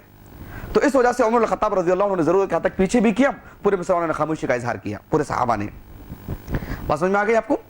نہیں سمجھ میں آئے گی؟ تو یہ جو مقام ابراہیم ہے کعبۃ اللہ سے لگا ہوا، تو مقام ابراہیم کے پیچھے 7 طواف کرنے کے بعد 2 رکعت نماز پڑھنا چاہیے۔ اگر میسر ہو، وہاں جگہ میسر نہیں ہے، موقع نہیں مل پا رہا ہے، تھوڑا انتظاری کر کے ہی صحیح پڑھیں، نہیں مل پا رہا ہے کوئی تکلف کرنے کی ضرورت نہیں، آپ کہیں بھی جا کے پڑھیں پورے مسجد حرام میں، کوشش کریں یہاں پڑھنے کی، اور بآسانی موقع مل جاتا ہے، کوئی حرج کی بات نہیں ہے۔ پیارے رسول صلی اللہ علیہ وسلم 2 رکعت نماز پڑھا کرتے تھے طواف کے بعد، 7 طواف کا چکر ہو جانے کے بعد، اور 2 رکعت جو نماز پڑھتے تھے اس میں نبی کریم صلی اللہ علیہ وسلم کی سنت یہ تھی کہ پہلی رکعت میں یا ایھا الکافرون اور دوسری رکعت میں قل ھو اللہ احد، یہ آپ کی سنت تھی۔ اور 7 طواف ہو جانے کے بعد فوری طور پر ہماری چادر اپنی اصل شکل میں آ جانی چاہیے، اس اعتبار سے بات واضح ہو گئی؟ یہ صرف طواف کی حد تک اور کوئی موقع نہیں، پھر اپنی اصل شکل میں آ جانی چاہیے ہماری چادر۔ اس کے بعد 2 رکعت نماز پڑھ لی، 2 رکعت نماز پڑھ لینے کے بعد پیارے رسول صلی اللہ علیہ وسلم کی سنت یہ تھی کہ آپ حجر اسود زمزم پیا کرتے تھے۔ یہ جو کعبۃ اللہ ہے، یہ جو حجر اسود، بالکل حجر اسود اور صفا کی پہاڑی، ان دونوں کے درمیان میں زمزم کا کنواں ہے، جو ابھی بلال بند ہے اوپر سے، ان دونوں کے درمیان ہے زمزم کا کنواں، فی الحال تو بند ہے وہ اوپر سے۔ تو رسول اللہ صلی اللہ علیہ وسلم زمزم پیا کرتے تھے، اپنے سر پر بھی ڈالتے تھے۔ تو ایک مسلمان کو رسول اللہ علیہ وسلم کی سنت میں یہ کام کرنا چاہیے۔ یہ ہو جانے کے بعد فوری طور پر صفا کی پہاڑی کے پاس چلا جائے، صفا کی پہاڑی کے پاس چلا جائے، صفا کی پہاڑی کے پاس جائے اور اوپر چڑھے، اوپر چڑھ کر کے اپنے دونوں ہاتھوں سے کعبۃ اللہ کی طرف اشارہ کرے، اور پھر یہ دعا بھی پڑھنا چاہیے اس کو، لا الہ الا اللہ وحدہ لا شریک لہ لہ الملک ولہ الحمد یحیی ویمیت وہو علی کل شیء قدیر، لا الہ الا اللہ وحدہ ونصر عبدہ وانجز وعدہ وہزم الاحزاب وحدہ۔ یہ دعا آپ دعا حصن مسلم ساتھ رکھیے، دیکھ کے بھی پڑھیے، کوئی حرج نہیں ہے، یاد کر لیتے ہیں تو فبیہا، بہت اچھی بات ہے، نہ ہونے کی صورت میں دیکھ کے پڑھے کوئی حرج نہیں انشاءاللہ۔ تو صفا پہاڑی پر چڑھنا چاہیے، صفا پہاڑی سے مروہ تک، یہاں سے نکلیں گے آپ، یہاں تک پہنچیں گے 1 چکر، وہاں سے نکلیں گے یہاں پہنچیں گے 2، یہاں سے 3، یہاں سے 4، اس اعتبار سے جا کر کے آنا 1 نہیں،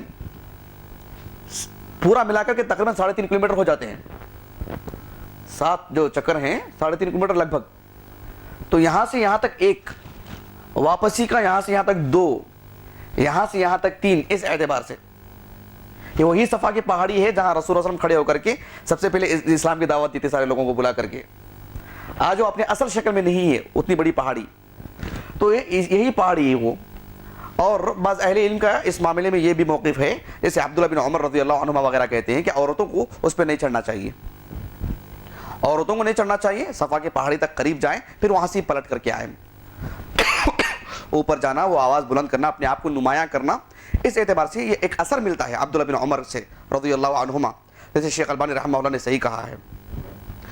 تو واللہ اعلم، صفا سے لے کر کے مروہ تک 1، صفا سے جیسے ہی نیچے اترتے ہیں تھوڑی دور جانے کے بعد یہاں سے لے کر کے یہاں تک اتنا حصہ ہے جسے نبی کریم صلی اللہ علیہ وسلم کے زمانے میں اس علاقے کو بطن المسیل کہتے تھے۔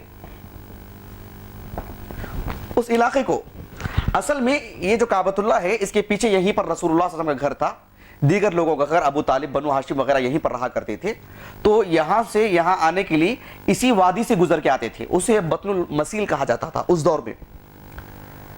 جیسے پہاڑ سے، آج تو پہاڑی نہیں ہے، اس زمانے میں وغیرہ باقاعدہ مکمل پہاڑی تھی، وہ پہاڑی کے اوپر چڑھتے، پہاڑی سے جیسے ہی نیچے اترتے تھوڑا ڈھلوان ہوتا تھا، نشیبی علاقہ، جیسے نیچے اترنے کے بعد یہاں سے یہاں تک دوڑ لگاتے، پھر یہاں سے بالکل نارمل چل کے جانا، نارمل بولے تو بالکل بھی نارمل نہیں، سعی بولتے ہیں تھوڑا جلدی جلدی کر کے جانا، تھوڑا جلدی چلنا، لیکن یہاں تو تھوڑی دوڑ بھی لگانا ہلکی پھلکی، صرف اتنے میں آج جو ہے اسے ملون کر دیا گیا، ہرے رنگ کے لائٹ لگا دیے گئے ہیں آسانی کے لیے، لیکن وہاں صرف بھاگنا ایسا نہیں ہے، وہ ساری چیزیں آنی چاہیے، ایک مسلمان کے اندر شعور آنا چاہیے، یہاں کیوں، کیا چیز تھی، کیا ضرورت تھی، ایسے सब धीरे धीरे एक मुसलमान को मालूम होती है, वरना एक मुस्तकिल एक रस्म नहीं कि यहाँ से यहाँ तक भागो, सब चीज़ें एक मुसलमान को मालूम होनी चाहिए।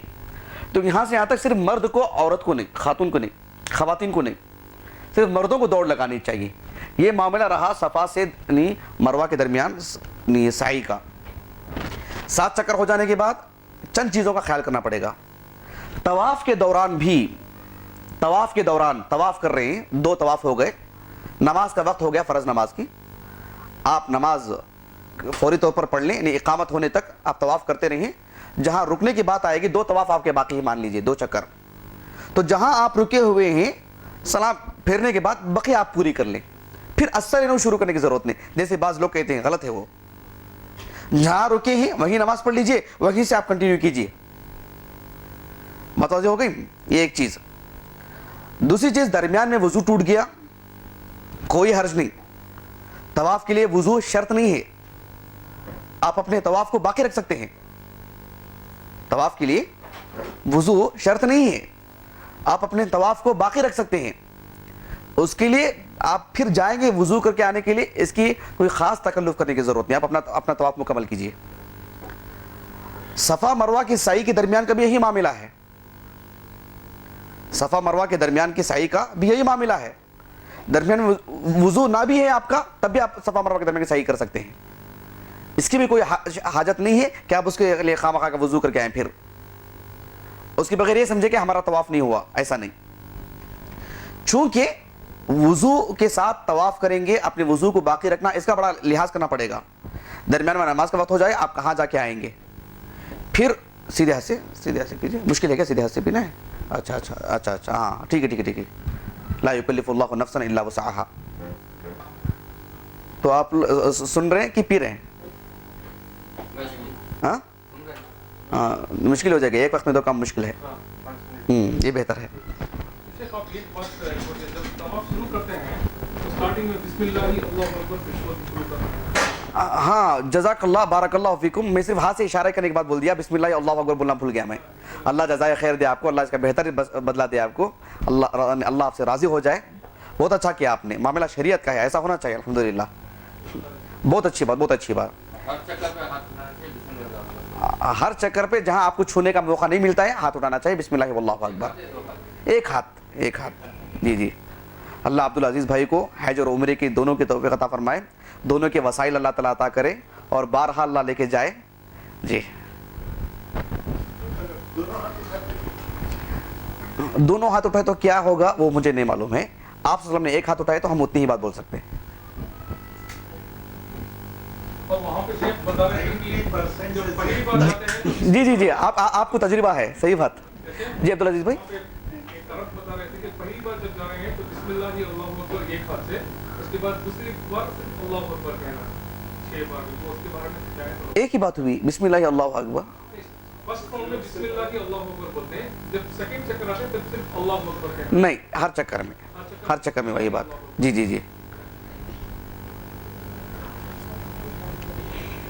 ये बात अभी क्या बिस्मिल्लाह अल्लाहु अकबर जो मैं बोल दिया। हाँ कहते हैं जैसे शेख अब्दुल मोहसिन अब्बाद हाफिज़हुल्लाह वगैरह हैं, वो कहते हैं कि जो मताफ़ है तवाफ़ करने की जगह, वहाँ नमाज पढ़ने वालों का हक़ उतना नहीं है जितना तवाफ़ करने वालों का हक़ है।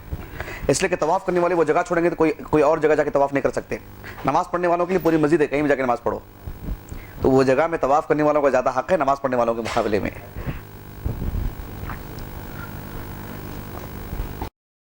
शुरू करें।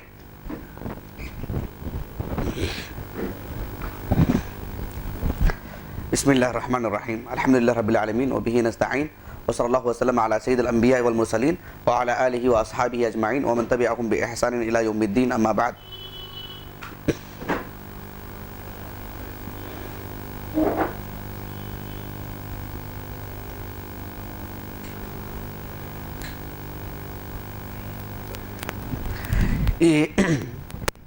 सफ़ा मरवा की सई कर लेने के बाद, सफ़ा मरवा की सई के दरमियान भी ऐसा हो सकता है कि दौरान इकामत हो जाए और आपको नमाज़ पढ़ने के लिए जाना हो, तो फिर जो बाकी है उसको पूरा करें। आप अस्सर नौ फिर से शुरू करने की ज़रूरत नहीं, जितना आपका रुका हुआ है वहीं से आप चालू रखिए। ये भी बात वाज़ेह होगी आपको जी।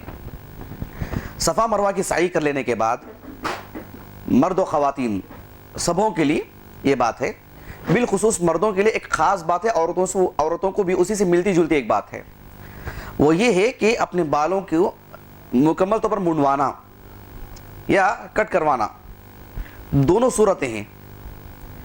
البتہ اگر کوئی آدمی اپنے پورے بالوں کو منڈواتا ہے، رسول اللہ صلی اللہ علیہ وسلم نے اسے 3 مرتبہ مغفرت کی دعا فرمائے ہیں۔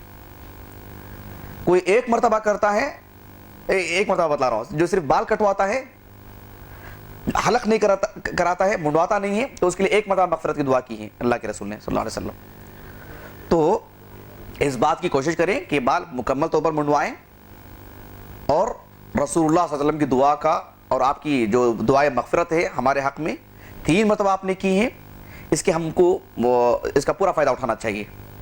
ایسے مواقع بارہا نہیں ملتے ہیں۔ تو بہرحال یہ ایک ہو جانے کے بعد مکمل طور پر عمرہ ہو گیا۔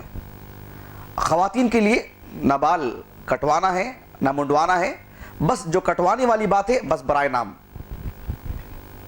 اتنے سے وہ خود بھی کر لے سکتی ہیں، باقاعدہ دکان جا کے کروانے کی بھی ضرورت نہیں، اپنے روم جائیں برائے نام اپنے ہاتھ سے وہ خود کر لے، وہ بھی کافی ہے، بس برائے نام ان کو کروانا چاہیے، پورے بال کٹوانا نہیں چاہیے، اور پھر منڈوانے کی تو بات ہی نہیں آتی۔ یہ ہو جائے پھر غسل کر لیا، عام لباس پہن گئے، بات ہو گئی۔ اللہ نہ کرے انسان ہے، بشر ہے، کوئی غلطی ہو جائے، وہ صفا مروہ کی سعی کرنے کے بعد سیدھا روم چلا گیا، نہا لیا، عام لباس میں پہن لیا، تو ایسی صورت میں جیسے اسے یاد آیا ارے میں تو بال نہیں کٹوایا ہوں، تو پھر فوری طور پر احرام کا کپڑا پہنے اور جا کر کے بال کٹوا لے یا منڈوا لے، آ کر کے پھر سے نہا کر کے عام لباس میں پہن لے، اس پر کوئی کفارہ نہیں، اس لیے کہ بھول پر اس نے کیا ہے، جیسے یاد آ گیا تو وہ عمل کر لینا چاہیے، اس پر کوئی مواخذہ نہیں۔ البتہ یہ عمل ایسا ہے کہ اسے مکمل کرتے رہنا چاہیے اور محفوظ رکھنا چاہیے عبادتوں کو، اس کے بعد وہ، اس کے بعد وہ، اس کے بعد وہ، اور جتنا جماعت میں آدمی رہے گا اس قدر اس کی عبادتیں بھی محفوظ رہیں گی۔ جتنا تنہا رہے گا، پورا بھروسہ اپنے آپ پر رہے گا، بہت مشکل ہو جائے گی اس کے لیے۔ جماعت میں رہے گا، ایک دوسرے کے ساتھ رہے گا، عبادتوں کو نبھانے میں آسانی ہو جاتی ہے، عبادتوں کو محفوظ کر سکتا ہے وہ۔ یہ معاملہ عمرہ کا ہوگا، یہاں تک معاملہ عمرہ ہو گیا، یہاں پر عمرے کی بات ختم ہو گئی۔ اس کے بعد چند چیزیں جو اہم ہیں اور بہت اہم ہیں اور غیر معمولی اہمیت کے حامل ہیں، وہ باتیں بھی میں آپ کو بتلانے جا رہا ہوں۔ سب سے پہلی بات عمرے سے متعلق، یہ جو عمرہ ہے ایک عبادت ہے، اس کو ویسے ہی کرنا چاہیے جیسے اللہ کے رسول نے کیا صلی اللہ علیہ وسلم۔ کوئی آدمی بال برابر بھی یہ کر لے کہ نہیں میں ایسا کروں گا، یہ میں اس مسلک کا پابند ہوں، میں ویسا، یہ حدیث ہو تو ٹھیک ہے، وہ اس کی عبادت تو کیا، وہ پتہ نہیں وہ مسلمان بھی ہوگا کہ نہیں۔ آپ وسلم کی باتوں کو اگر پیچھے کرتا ہے تو وہ، یہ ہر عبادت کو اللہ کے رسول کے طریقے پر کرنی چاہیے، بالخصوص یہ عبادت جو کبھی کبھار کی جاتی زندگی میں، یا ہو سکتا ہے زندگی میں 1 مرتبہ، تو اس کا پورا لحاظ کرنا چاہیے۔ یہ ہو جانے کے بعد عمرے سے متعلق ایک بات بتلاتا ہوں میں آپ کو۔ یہ جو عمرہ ہے رسول اللہ صلی اللہ علیہ وسلم نے اس کو مستقل ایک سفر کے حد تک رکھا ہے۔ آدمی اپنے گھر سے سفر کے لیے نکلے، اس کے لیے احرام کا کپڑا، اس کے لیے میقات، پھر اس کے بعد طواف، یہ ایک مستقل ایک عبادت۔ جس طریقے سے آج ایک معمول بن چکا ہے کہ ایک آدمی یہاں سے عمرے کے گھر سے جاتا ہے اور ایک مرتبہ عمرہ کر لیا، کر لینے کے بعد وہاں سے مدینہ جانے کے راستے میں ایک علاقہ ملتا ہے تنعیم، وہاں جا کر کے روزانہ 1 دن میں 2 یا دوسرے دن 4، یہ فلاں کے نام پر، یہ فلاں کے نام پر 1 سے زائد مرتبہ عمرہ کرنا، یہ نہ اللہ کے رسول سے ثابت ہے صلی اللہ علیہ وسلم، نہ آپ کے صحابہ سے ثابت ہے، نہ تابعین سے، آپ صلی اللہ علیہ وسلم سے ثابت نہیں، کوئی بتا نہیں سکتا۔ ایک بات آتی ہے ام المومنین عائشہ رضی اللہ عنہا، جب آپ صلی اللہ علیہ وسلم حج کے لیے آئے، جسے حجۃ الوداع کہتے ہیں، زندگی میں ایک ہی حج کیا تھا آپ صلی اللہ علیہ وسلم نے، جیسے ہی مدینے سے اوپر سے آ رہے تھے، یہ مکہ ہے، مان لیجئے کہ سعودی عرب ہے، یہ مکہ اور یہ مدینہ ہے۔ مدینے سے آنے کے بعد مکے کا جو بالکل انٹرنس ہے آج کا، ایک علاقہ ہے، اس کا نام ہے صرف یا صریف، ایک علاقہ ہے جہاں میمونہ رضی اللہ عنہا مدفون ہے۔ میمونہ رضی اللہ عنہ، ام المومنین میمونہ رضی اللہ عنہا، ان کی شادی بھی وہی ہوئی تھی، مدفون بھی وہی ہیں وہ، ام المومنین میمونہ رضی اللہ عنہا۔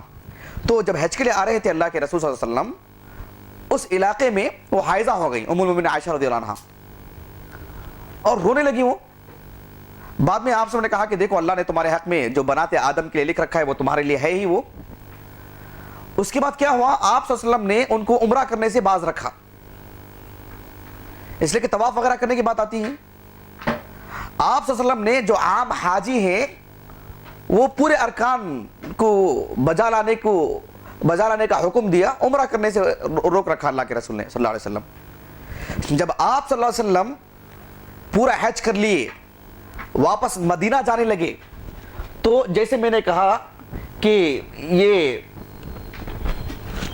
میں آپ کو بتلاتا ہوں کہ اس میں ایک تاریخی بات کیا ہے.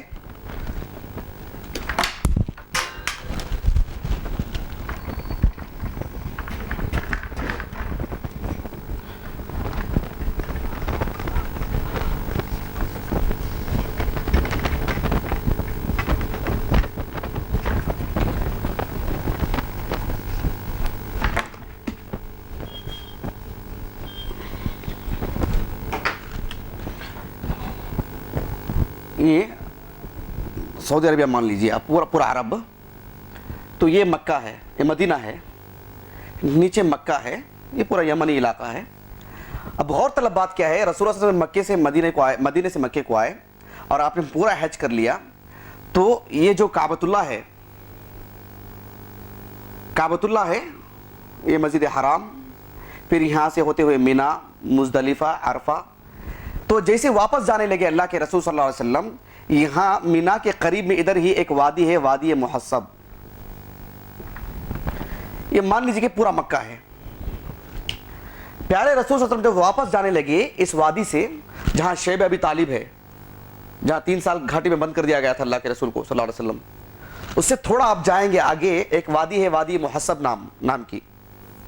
وہاں جانے کے بعد ام المومنین عائشہ رضی اللہ عنہا رونے لگی. آپ نے فرمایا کہ کیا بات ہے؟ کہا کہ میرے ساتھ ایسا معاملہ ہوگا, میں عمرہ نہیں کی ہوں, سب عمرہ کر لیے. تو یہ جو مکہ ہے اس کے جو حدود ہیں, حدود حرم, وہ 5 ہیں. وہ کتنے ہیں؟ 5 ہیں. آپ صلی اللہ علیہ وسلم اس وادی میں تھے, وہاں سے سب سے قریب میں جو وادی حدود حرم ہے, سب سے قریب کا جو حرم کا جو حد ہے وہ تنعیم اس جانب آتا ہے. وہ وہیں سے آگے ہوتے ہوئے مدینہ. تو رسول اللہ صلی اللہ علیہ وسلم نے عبد الرحمن رضی اللہ عنہ جو آپ کے سگے بھائی ہیں, دونوں کی ماں ایک, دونوں کے باپ ایک, کیونکہ اسماء رضی اللہ عنہا اور عائشہ رضی اللہ عنہا دونوں کے باپ ایک ہیں, ابو بکر صدیق رضی اللہ عنہ ماں الگ الگ ہیں, لیکن عبد الرحمن رضی اللہ عنہ جو ہیں دونوں کے ماں بھی ایک, دونوں کے باپ بھی ایک. آپ صلی اللہ علیہ وسلم نے عبد الرحمن رضی اللہ عنہ کے ساتھ ان کو بھیجا کہ تنعیم جائیں, کیونکہ سب سے قریب وہی ہے حدود حرم میں سے.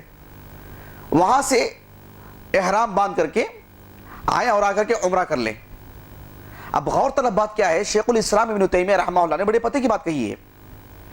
شیخ الاسلام ابن تیمیہ رحمہ اللہ فرماتے ہیں کہ عبد الرحمن رضی اللہ عنہ ام المومنین عائشہ رضی اللہ عنہا کو لے کر کے آئے اور آ کر کے عمرہ کرا لیے, اور آپ سب انتظار کر رہے تھے. آپ کو معلوم ہونا چاہیے کہ اگر ایک سفر میں 1 سے زائد مرتبہ عمرہ کرنے کی بات ہوتی تو اور بھی صحابہ چلے جاتے, وہی وقت تو اتنا ہی لگ رہا ہے کہ ہم بھی جا کے کر کے آ جاتے ہیں.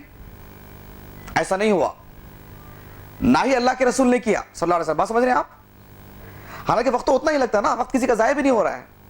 اور خیر کے معاملے میں ہمارے جیسے نہیں تھے صحابہ رضی اللہ عنہ اجمعین, ان میں سے کوئی بھی نہیں گئے. ایک بات یہ سوچنے کی. دوسری بات یہ ہے کہ ام المومنین عائشہ رضی اللہ عنہا اس حج اور اس عمرے کے بعد لگ بھگ 50 سال زندہ تھی. کتنے سال؟ 50 سال, 45 سال کے کم و بیش باحیات تھی. وہ بے شمار حج کیے انہوں نے. ایک مرتبہ بھی یہ بات ثابت نہیں ہے کہ انہوں نے اس عمل کو دوبارہ انجام دیا ہو. ایک سفر میں 2 عمرہ انہوں نے کیے ہوں, جبکہ انہی کو سب سے پہلی اجازت دی گئی. وہ ان کو معلوم تھا کہ ان سے عمرہ نہیں ہوا تھا تو عمرہ کرنے کی اجازت دی گئی, ورنہ وہ خود اس عمل کو نہیں کی. چاہے جائے کہ ان کا نام لے کر آج عمل کیا جائے. یہ بات واضح ہوگی اچھی طریقے سے. یہ شیخ الاسلام ابن تیمیہ رحمہ اللہ نے اپنے جو الاختیارات العلمیہ کے نام پر ان کی جو کتاب مطبوع ہے اس میں یہ بات لکھی ہوئی ہے. خود ام المومنین عائشہ رضی اللہ عنہ جن کو اجازت دی گئی, جو صاحب واقعہ ہیں, انہوں نے ہی اس کو دوبارہ انجام نہیں دیا ہے. چاہے جائے کہ ان کا نام لے کر کے حج کیا جائے. اور سلف سے بھی یہ بات ثابت نہیں ہے. علماء کراہت کرتے تھے اس بات کو, اور پھر اس سے تکلیف بھی ہوتی ہے لوگوں کو. طواف کرتے ہیں, اتنی بھیڑ ہوتی ہے, 1 سے زائد مرتبہ آ کر کے عمرہ کر کے آتے ہیں, مزید بھیڑ میں اضافہ کرتے ہیں. مزید تکلیف کا باعث بنتے ہیں یہ لوگ، اس طرح کے لوگ عبادتوں میں. تو یہ جو عبادت ہے اس کو اسی انداز میں کرنی چاہیے جس انداز میں اللہ کے رسول نے کی. یہ عمرے سے متعلق باتیں تھیں. یہ باتیں ہو گئی.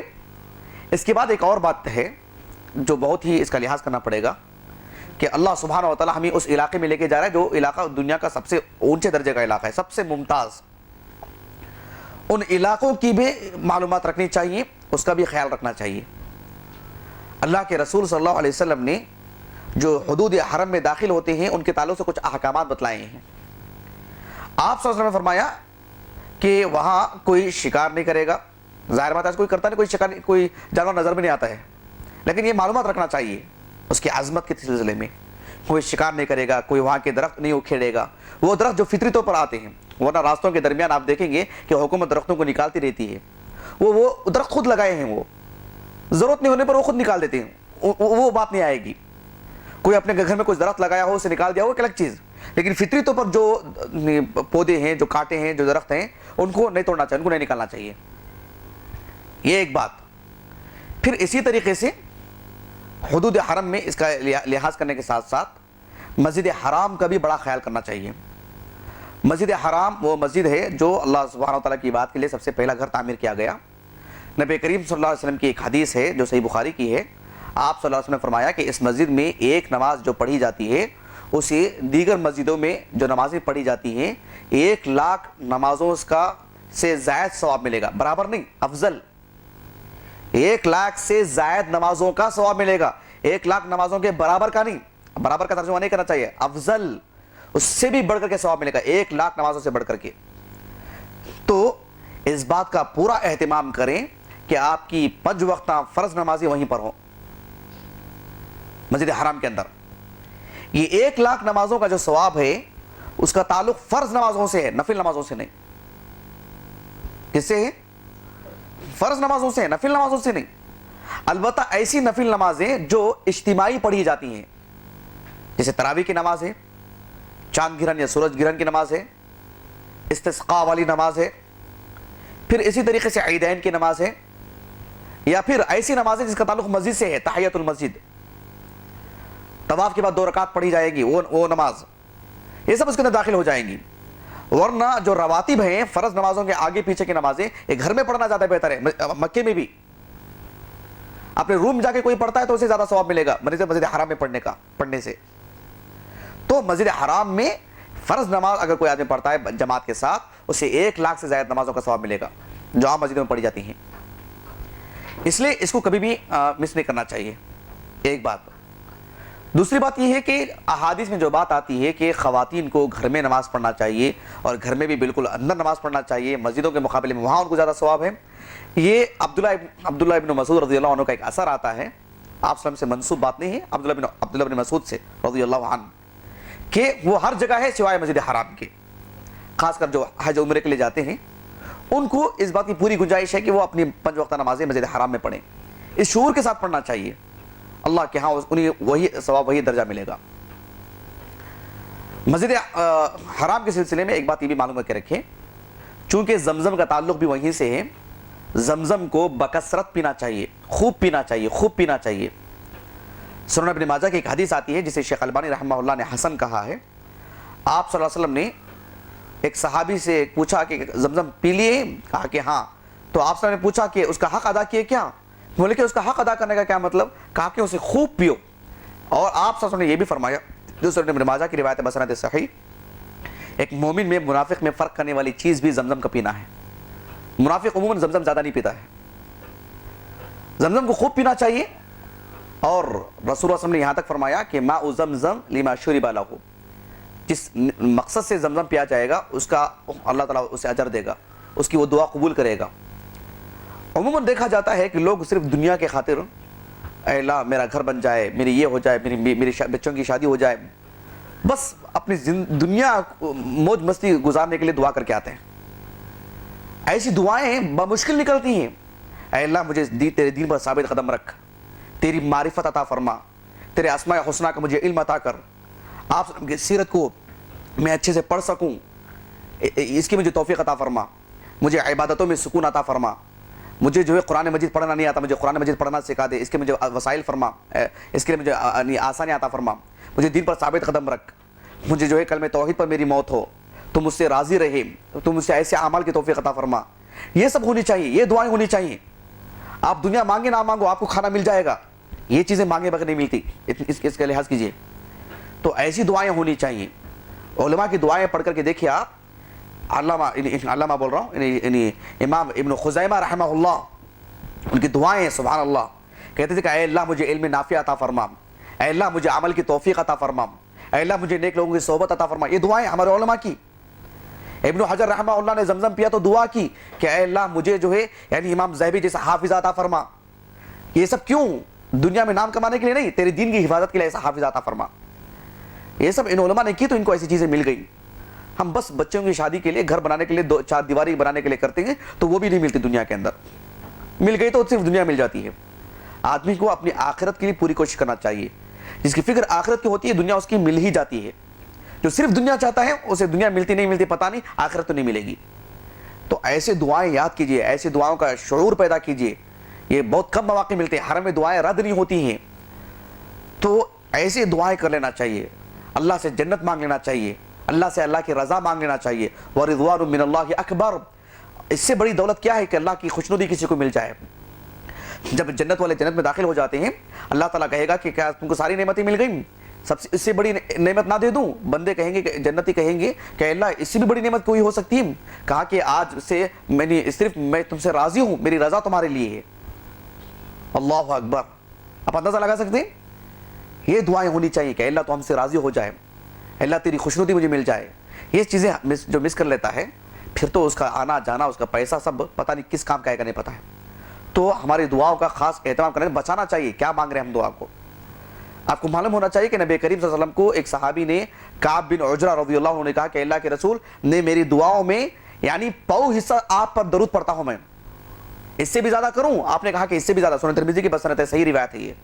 اس سے بھی زیادہ اللہ کے رسول نے کہا کہ پوری دعا میں صرف درود پڑھتے رہو، اللہم صلی علی محمد، تمہاری دنیا اور آخرت کے سارے مسائل اس کے لیے کافی ہو جائیں گے. تمہیں مانگنے کی بھی ضرورت نہیں کہ اللہ مجھے دنیا میں یہ دے وہ دے، یہ پڑھ لو تو سب مل جائے گا اس میں. یہ یعنی زمزم پیتے ہوئے یہ سب دعا کرنا چاہیے، اللہم صلی علی محمد. یہ کسی کے لیے دعا نکلتی ہے عموماً کہ اللہ کے کوئی درود بھیجتا ہے زمزم پیتے ہوئے کہ اپنی دنیا اپنی زندگی بناتا ہے وہ؟ اندازہ لگائیے آپ. اسی لیے ہرگز بھی صرف دنیاوی سوچ ہرگز نہیں ہونی چاہیے. مومن کی شان نہیں ہے یہ، اعلیٰ معیار ہونا چاہیے ایک مومن کا. یہ حدود حرم اور مسجد حرام سے متعلق یہ باتیں تھیں. تو مسجد حرام میں اپنا وقت گزارنا یہ سب ہونا چاہیے. ہو سکتا ہے کوئی بات چھوٹ گئی ہو، آپ یاد آگے تو مجھے بتا دیجیے تاکہ بات ریکارڈ ہو رہی محفوظ ہو جائے. نہیں، مسجد حرام میں یہ مختلف ہی مسئلہ ہے. قول فیصل راجح مسئلہ یہی ہے کہ صرف مسجد حرام، پورے مکے میں کہیں بھی ایسا نہیں ہے، صرف مسجد حرام میں. البتہ مسجد حرام جتنی بھی بڑی ہوتی جائے اس میں وہ آتا جائے گا. مسجد حرام جمعہ میں بھر جاتی ہے، پورے روڈ میں لوگ نماز پڑھتے ہیں، وہاں بھی کوئی نماز پڑھتا ہے تو اسی کا ثواب ملے گا. لیکن مسجد حرام چھوڑ کر کے اپنے ہوٹل کے نیچے والی مسجد میں جا کے پڑھتا ہے وہ ثواب نہیں اس کو. یہ پکی بات ہے، یہ راجح قول ہے. یہ سمجھ رہے ہیں؟ مسجد الکعبہ، جس مسجد میں کعبہ ہے وہ مسجد، سب مسجدیں نہیں. نہیں، حدود حرم میں کہیں بھی نہیں، مسجد حرام جو مسجد الکعبہ جو ہے وہ. بات واضح ہو گئی جی. یہ اصل میں ہے معاملہ بڑا. یہ بعض اہل علم نے وہ بات کہی ہے لیکن وہ بات صحیح نہیں ہے، وہ بات صحیح نہیں ہے. یہی بات صحیح ہے واللہ اعلم دلائل کی روشنی میں. ایک بات یہ ہو گئی، شیخ البانی رحمہ اللہ کے ایک شاگرد نے بڑی تفصیلی گفتگو کی اس معاملے میں. دوسرا معاملہ یہ ہے کہ مکے سے مدینے کو جانے کے بعد، کیونکہ آج کل کے ہمارے سفر میں مدینہ آ ہی جاتا ہے، جبکہ عمرہ اور حج سے مدینے سے کوئی تعلق نہیں، لیکن چونکہ ہمارے سفر میں وہ بھی ہے تو یہاں چند باتوں کا لحاظ کرنا پڑے گا. کوئی آدمی ہرگز بھی اس کی نیت نہ کرے کہ میں اللہ کے رسول کی قبر کے لیے جا رہا ہوں، وہ زیادتی کر رہا ہے شریعت میں. وہ مسجد نبوی کے لیے جانا الگ ہے، صرف اللہ کے رسول کی قبر ہے کر کے جانا الگ ہے، اس پہ گناہ ملے گا اس کو. وہ آپ صلی اللہ علیہ وسلم کا نافرمان ہے، محبت کرنے والا نہیں ہے شخص وہ. اس لیے کہ اللہ کے رسول صلی اللہ علیہ وسلم نے کہا کہ صرف 3 جگہیں ہیں جہاں سفر کیا جا سکتا ہے عبادت کے لیے. سفر بول رہا ہوں میں، فرق کرنا چاہیے. آپ صلی اللہ علیہ وسلم کی قبر کے پاس جانے کا انکار نہیں ہے، نعوذ باللہ، سفر جسے بولتے ہیں. ورنہ آپ دیکھیے شیخ شنقیطی رحمہ اللہ فرق کرتے ہیں, امام شوکانی رحمہ اللہ نے بھی فرق کیا ہے کہ اللہ کے رسول صلی اللہ علیہ وسلم مدینے میں رہتے ہوئے بقی جایا کرتے تھے پابندی کے ساتھ. آپ صلی اللہ علیہ وسلم بنو عبد الاشحل جو مسجد نبوی کے پیچھے کا جو حصہ ہے جہاں سعد بن معاذ رضی اللہ عنہ کا جو قبیلہ تھا وہاں پابندی سے جایا کرتے تھے, عصر کے بعد پابندی سے جاتے تھے اللہ کے رسول صلی اللہ علیہ وسلم. قباء کا جو علاقہ ہے مسجد قباء پابندی سے جاتے تھے اللہ کے رسول صلی اللہ علیہ وسلم ہفتے کے دن بالخصوص. وہ جانا الگ ہے, سفر جسے بولتے ہیں سفر. آدمی سفر کی نیت سے جو نکلتا ہے وہ صرف 3 مقامات, مسجد حرام, مسجد نبوی اور مسجد اقصی, یہ 3 چھوڑ کے کوئی اور جگہ نہیں. صرف اللہ کے رسول کی قبر کے لیے کوئی جاتا ہے تو غلط ہے, وہ نافرمان ہے وہ اللہ کے رسول کا صلی اللہ علیہ وسلم. ہمارے علماء نے اتنی بڑی بڑی قربانیاں دی ہیں, اللہ اکبر. مولانا بشیر احمد سہسوانی نام سنے آپ لوگ, بہت عظیم عالم دین ہیں. انہوں نے ایک کتاب ہی لکھی کہ ان لوگوں پر رد ہے جو لوگ یہ کہتے ہیں کہ حج یا عمرے میں آپ صلی اللہ علیہ وسلم کی قبر کی زیارت بھی داخل ہے, مدینے کو جانا بھی داخل ہے. وہ صرف یہاں سے حج کرنے کے لیے مکہ گئے, مکے سے سیدھا واپس ہندوستان آئے, وہ مدینے بھی نہیں گئے. قربانی دی وہ یہ بتلانے کے لیے کہ حج اور عمرے سے اس کا کوئی تعلق نہیں, کوئی جاتا ہے تو الگ سے جاتا ہے, وہ یہ بتلانے کے لیے صرف ماشاءاللہ آپ صلی اللہ علیہ وسلم کے مدینے کو چھوڑ کے وہ اتنی بڑی قربانی تھی صرف حق کو ثابت کرنے کے لیے. یہ معمولی بات نہیں ہے, یہ سمجھنے والوں کے لیے بہت بڑی بات ہے یہ. تو اس اعتبار سے کوئی جب مدینے کو جاتے ہیں یہ ہونا چاہیے کہ اللہ کے رسول کا شہر ہے, مدینہ ہے, مدینہ نبویہ ہے, مسلمانوں کی قربانیاں ہیں, یہ اسلامی حکومت کا سب سے پہلا جو حصہ ہے, یہ شعور آنا چاہیے. وہاں جانے کے بعد چند چیزوں کا خیال کرنا پڑے گا. سب سے پہلی بات اس بات کا خیال کرنا چاہیے کہ مدینہ جانے کے بعد غسل کر کے ہی جانا یہ غلط ہے. آدمی پاک صاف ہو کے جاتا ہے عام جگہوں کی طرح, ٹھیک ہے, یہاں غسل کے بغیر نہیں جا سکتے, یہ غلط. غسل کر کے جائے اچھی بات ہے, آدمی سفر میں رہتا ہے, ایک عام سی بات ہے. جانے کے بعد مسجد نبوی میں 2 رکعت نماز پڑھے. یہ مسجد حرام کی جیسا نہیں ہے کہ عمرہ کرنے کے گھر سے جاتے ہیں تو سب سے پہلے سیدھا جا کر کے طواف کریں, تحیۃ المسجد نہیں پڑھنا. یہاں ایسا نہیں ہے کہ پہلے قبر کے پاس جائیں کر کے تحیۃ المسجد پڑھنا چاہیے. سب سے پہلے تحیۃ المسجد پڑھنا چاہیے. پھر اس کے بعد اگر اسے موقع ملے, میسر ہو, تو آپ صلی اللہ علیہ وسلم جس گھر میں مدفون ہیں, جس حجرے میں, ام المؤمنین عائشہ رضی اللہ عنہا کا حجرہ, آپ صلی اللہ علیہ وسلم نے فرمایا کہ میرے حجرے اور میرے ممبر کے درمیان کا حصہ جنت کے حصوں میں سے ایک حصہ ہے, جنت کی زمینوں میں سے ایک زمین ہے, وہ جنت کے باغوں میں سے ایک باغ ہے. گویا کہ اہل علم کا جو سب سے معتبر قول ہے وہ حصہ کل جنت میں ملا دیا جائے گا. وہ جو حصہ ہے, اس کا مطلب یہ نہیں کہ وہاں جو نماز پڑھے گا وہ جنتی ہے, وہ حصہ جنت کا ہے. وہاں نماز پڑھنا ہی اصل نہیں ہے. نماز پڑھنا, ذکر و اذکار کرنا, قرآن کی تلاوت کرنا, بلکہ دینی تعلیم دینا, دین کا علم دینا, وہ سب سے زیادہ اہم ہے ادھر. البتہ وہ سب مواقع نہیں ہیں, آج کوئی وہاں درس نہیں چلتا ہے. نماز پڑھنے کے مواقع ہیں, نماز پڑھ کر کے 2 رکعت فوری طور پر اٹھ جائیں, دوسرے مسلمان بھائیوں کو موقع دیں.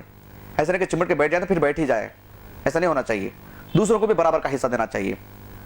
وہ پڑھ لینے کے بعد رسول اللہ صلی اللہ علیہ وسلم کی قبر کے پاس سے ہوتے ہوئے جائیں.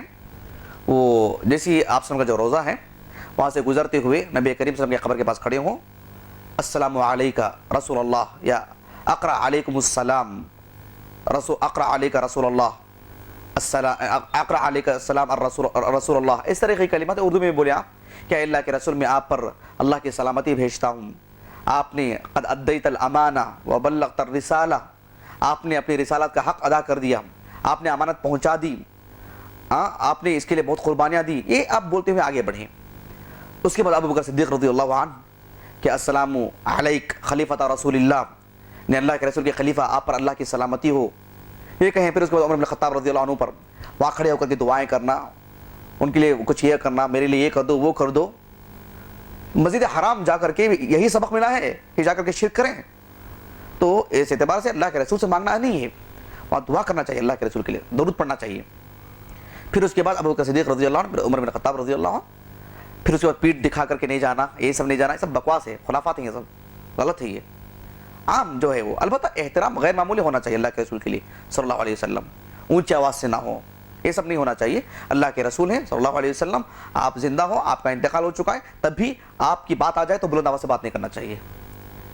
امام مالک رحمہ اللہ وہیں پر درس دیتے تھے, جب کوئی زور سے بات کرتا تو کہتے کہ اللہ کے رسول کے سامنے کوئی زور سے بات نہیں کرنا چاہیے.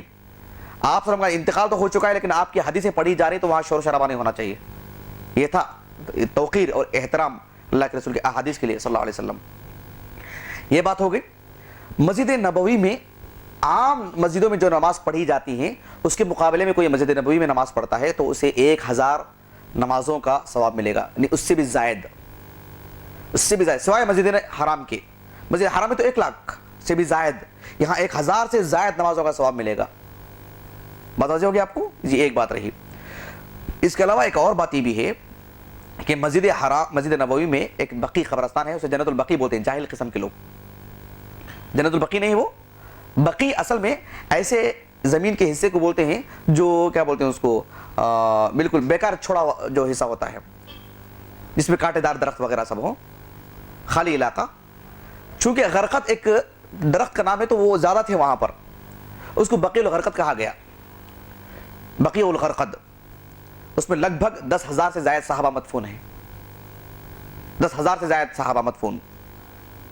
اور عشر مبشرہ میں سے ابو بکر صدیق, عمر بن خطاب, علی بن ابی طالب رضی اللہ عنہم اجمعین, ان کو چھوڑ کے پورے عشر مبشرہ کے صحابہ ہیں اس کے اندر. اہل بیت کے بہت سارے صحابہ ہیں, ازواج مطہرات ہیں, ام المؤمنین میمونہ, ام المؤمنین خدیجہ, یہ چھوڑ کر کے ازواج مطہرات کی قبریں وہاں پر ہیں. صحابہ ہی 10,000 ہیں. تابعین, تبع تابعین, عام محدثین, اس کے بعد کے علماء, عام مسلمان, کوئی اندازہ نہیں لگا سکتا, اتنے سارے ہیں. کسی کی خبر کہاں ہے وہ بھی سب اندازے ہیں, کسی کو نہیں معلوم کس کی خبر کہاں ہے. تو ایسی صورت میں وہاں جائے, عام جو دعا ہے قبرستان میں داخل ہونے کی وہ پڑھے, بس اتنی سی بات ہے. وہاں جو واعظ و نصیحت ہے, ہمارا بھی انتقال ہونے والا ہے, وہ فکر آنی چاہیے. ان سے مانگنا, یہ کرنا, یہ سب غیر شرعی چیزیں ہیں یہ. اور رسول اللہ صلی اللہ علیہ وسلم نے یہاں تک کہا کہ مجھے حکم دیا گیا کہ میں اس کو قبرستان بناؤں, اور آپ صلی اللہ علیہ وسلم پابندی کے ساتھ وہاں جایا کرتے تھے. اور آپ نے دعا کی کہ اے اللہ بقی میں جو لوگ مدفون ہیں تو ان کی مغفرت فرما. یہ ایک فضیلت ہے, جس کا انتقال مدینے میں ہوتا ہے وہ بقی میں مدفون ہو تو اس کے لیے فضیلت کی بات ہے کہ اللہ کے رسول نے مغفرت کی دعا کی اس کے لیے صلی اللہ علیہ وسلم. جو بقی میں مدفون ہے اللہ تو ان کی مغفرت فرما, یہ دعا تھی اللہ کے رسول کی صلی اللہ علیہ وسلم. لوگ وہاں مٹی سب لے کے جاتے ہیں, سب نعوذ باللہ خرافات ہیں سب. اچھا, مدینے میں ایک اور بات ہے. مدینے میں مسجد نبوی اگر آپ چھوڑ دیں گے تو صرف ایک ہی مسجد ہے, مسجد قباء, جہاں آپ جا سکتے ہیں نماز پڑھنے کے لیے. اس کے علاوہ کوئی اور مسجد نہیں. تاریخی مسجدیں بہت ہیں. مسجد غمامہ کر کے ایک ہے جہاں آپ صلی اللہ علیہ وسلم کا عیدگاہ تھا, وہاں ایک مسجد بنا دی گئی ہے. آپ صلی اللہ علیہ وسلم نے ایک جگہ جمعہ پڑھی ہے, وہاں ایک مسجد بنا دی گئی ہے. آپ صلی اللہ علیہ وسلم نے جو معروف حدیث ہے کہ میں نے 3 دعائیں کی, دعائیں قبول ہو گئیں, ایک دعا رد کر دی گئی, وہاں ایک مسجد بنا دی گئی ہے. آپ صلی اللہ علیہ وسلم سے جبرائیل علیہ السلام آ کر کے کہا کہ جو آپ پر ایک مرتبہ درود پڑتا ہے اس پر اللہ کی 10 رحمتیں نازل ہوتی ہیں, وہاں ایک مسجد بنا دی گئی. عمر بن عبدالعزیز رحمہ اللہ نے اس کا بڑا خیال کیا, لیکن وہاں جا کر کے نماز پڑھنا کوئی مشروع نہیں ہے. مسجد قبلتین, اور آپ کو مسجد قبلتین میں پڑھنے کی کوئی خاص فضیلت نہیں ہے. اور مسجد قبلتین بھی اس جگہ میں نہیں جس جگہ میں اس دور میں مسجد تھی, کچھ الگ بنائی گئی, الگ جگہ میں بنائی گئی مسجد وہ. تو ان سب جگہوں میں نماز پڑھنے کی کوئی فضیلت نہیں. البتہ جو لوگ ایک عمرے میں 5-5, 6-6, 10-10 عمرے کرتے نا, ان کے لیے ایک اچھی سہولت کی بات ہے. جو ایک چیز کو اللہ کے خاطر چھوڑتے ہیں اللہ ان کو اس سے بہتر چیز عطا کرتا ہے. حدیث ہے اللہ کے رسول کی صلی اللہ علیہ وسلم, جو اللہ کے خاطر کسی چیز کو چھوڑ دیتے ہیں اللہ ان کو اس سے بہتر چیز عطا کرتا ہے. وہاں عمرہ کرنے کے بعد ایک مرتبہ عمرہ ہو گیا, بار بار عمرہ کرنا یہ ثابت نہیں ہے. مدینے میں آنے کے بعد اللہ کے رسول صلی اللہ علیہ وسلم نے کہا, سنن ابن ماجہ کی روایت ہے, جو آدمی اپنے گھر سے وضو کر کے مسجد قباء جاتا ہے, 2 رکعت نماز پڑھتا ہے, کامل عمرے کا ثواب. جیسے ایک آدمی یہاں جتنا خرچہ کرتا ہے, ٹینشن لیتا ہے پاسپورٹ بنانے کا, یہ کرنے کا, ٹکٹ کرنے کا, پیسے دینے کا, پھر جو احرام کا کپڑا, پھر کیا کچھ مسائل ہیں, کس قدر جو اتنے دن کام نہیں کرنے کا, اسے اپنے پیسے بچا کے رکھنا, گھر والوں کو دینا, یہ جو ساری چیزیں جو اس کے اندر آ جاتی ہیں, پھر کتنے تکلیفیں وہ برداشت کرتا ہے. اللہ کے رسول صلی اللہ علیہ وسلم نے کہا کہ بس اپنے کمرے سے وضو کر کے جانا, 2 رکعت جا کے قباء میں نماز پڑھ کے آنا, آرام سے, کوئی مشکل نہیں. کار میں جائے, کار میں آئیے, کامل عمرے کا ثواب. آپ دن میں 2 مرتبہ جا کے آئیے. آپ مدینے میں 7 دن رہتے ہیں تو آپ 14 مرتبہ کر کے آئیے. سبحان اللہ, یہ چیز چھوڑ کر کے خواہ کا وہ کام کرتے ہیں. اور اس کا لحاظ کرنا چاہیے کہ اپنے کمرے سے وضو کر کے جائے. ہم لوگ جب گزشتہ سال عمرے کے لیے گئے تھے تو پوری جماعت میں ایک ہی سلفی تھا, یعنی ان کی فیملی چھوڑ کر کے, یہ بھی ہمارے ساتھ ہے سمیع اللہ بھائی, ان کی فیملی چھوڑ کر کے میں ایک ہی لیڈیز تھا, نہیں میں اور یہ سمجھ لیجئے. تو پورے کے پورے ایسے عام لوگ, عام مسلمان تھے, نہیں حنفی مسلک کے. ان کو فردن مل کر کے ہم لوگوں نے کہا تھا کہ دیکھیے اب قباء جا رہے ہیں, کمرے سے وضو کر کے جائیے, کامل عمرے کا ثواب ملے گا آپ کو. کیا ان لوگوں نے اپنے اپنے کمرے میں وضو؟ وہاں قباء میں جا کے دیکھا تو سب وضو کر کے آ رہے ہیں. میں نے کہا کہ بھائی سبحان اللہ، آپ نے اتنی عظیم عبادت کھولی، آپ کو کامل درجے کا، کامل عمرے کا ثواب ملنے والا تھا آپ کو. کہا کہ نہیں، مسجد قباء آ کے یہاں کے پانی سے وضو نہیں کریں گے تو کیسے؟ یہ سب جو ہے تکلفات ایسے کر کے اپنی عبادتیں ضائع کرتے ہیں. عجیب. اللہ رب العالمین نے علم عطا فرمائے، علم نہیں ہونے کی وجہ سے صرف جہالت کے نقصانات یہ سب. کامل عمرے کا ثواب ملتا ہے. اور آپ اس بات کا اہتمام کریں کہ آپ صلی اللہ علیہ وسلم جمعہ کے دن، ہفتے کے دن قباء جایا کرتے تھے. آپ ہفتے کے دن بھی جانے کی کوشش کریں. اور مدینہ جانے کے بعد آپ وقت نکال کر کے جو ٹور میں جو گھماتے نا، یہ احد کا پہاڑ ہے، یہ احد کا میدان ہے، یہ سب کچھ ہونے والا نہیں اس سے. آپ اپنا پیسہ خرچ کر کے جائیے، آپ دیکھیے، احد میں کھڑے ہوئیے، آپ کو شعور آنا چاہیے سبحان اللہ یہ وہ جگہ ہے، کیسی قربانیاں تھیں. ہم لوگ وہاں پر گئے، جن کو میں زندگی میں کبھی روتے ہوئے نہیں دیکھا، ان کی بھی آنکھوں سے آنسو نکل گئے. وہاں کے صحیح حالات سے واقف ہونا چاہیے، کیسا معرکہ تھا، کیا کچھ ہوا کر کے. یہ صرف ایسا نہیں کہ آج آپ احد کی جگہ میں جائیں گے جہاں معرکہ ہوا، جہاں جنگ ہوئی، پکنک کی جگہ بن گئی ہے. لوگ بیچ رہے ہیں، مزہ اڑا رہے ہیں، یہ کر رہے ہیں، فوٹو لے رہے ہیں، سب کچھ کر رہے ہیں. وہ معلوم ہی نہیں کہ کیسے ان کو دین ملا. یہ سب مسلمان لوگ ہیں جن کو وراثت میں دین ملا ہے، اس لیے احساس نہیں ہے. ان کی جو قربانیاں ہیں اللہ اکبر، آپ تصور نہیں کر سکتے. وہ اس کا علم ہونا چاہیے آدمی کو، اس کا احساس ہونا چاہیے. وہ احساس لے کر کے آئے تب اسے انشاءاللہ وہ پورے ایک عمرہ اور وہ حج اور وہ آنے جانے کا واقعی اسے کچھ فائدہ ہوگا. وہ احساس لے کے آنا چاہیے. آج کعبۃ اللہ میں جاتے ہیں ہم لوگ، دیکھتے ہیں کہ صرف اور صرف مسلمان، کوئی غیر مسلم نظر نہیں آتا.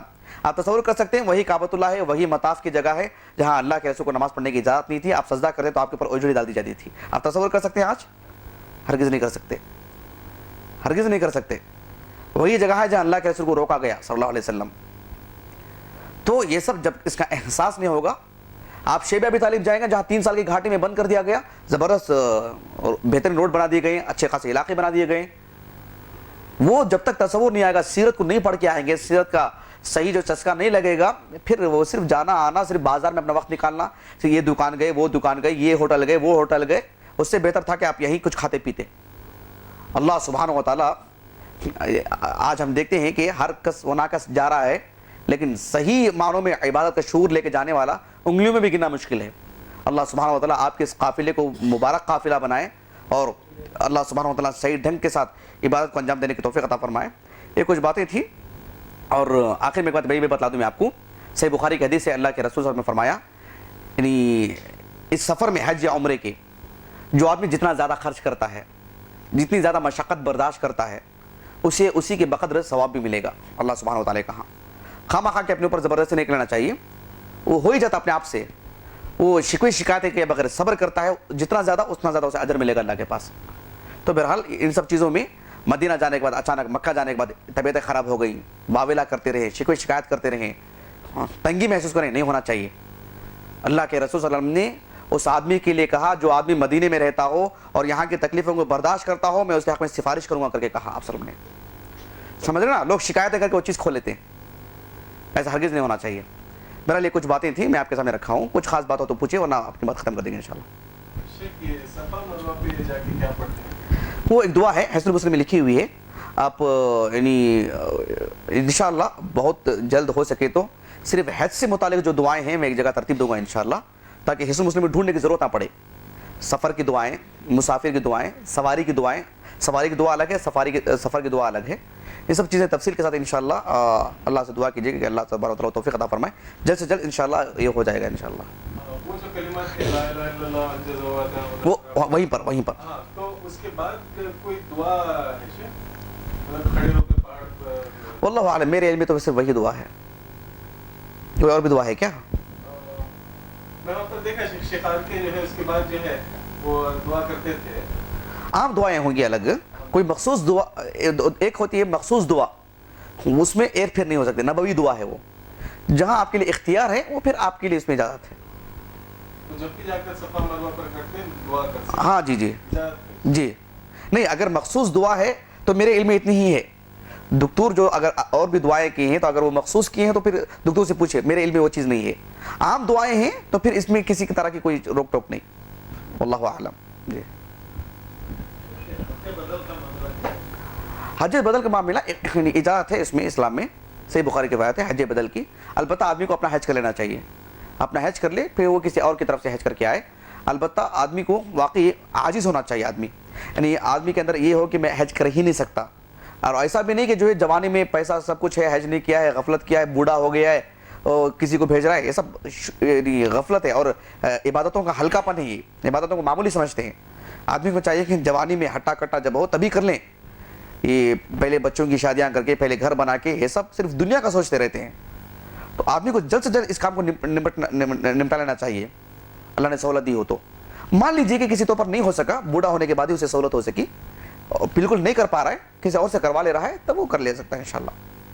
میں ایک بات یہ بھی بتا دوں آپ کو، آپ کے والد صاحب طواف شاید کرنا مشکل ہوگا چل کر کے، تو آپ ڈھکل کے ہی کریں گے، آپ کریں گے ڈھکل کر کے۔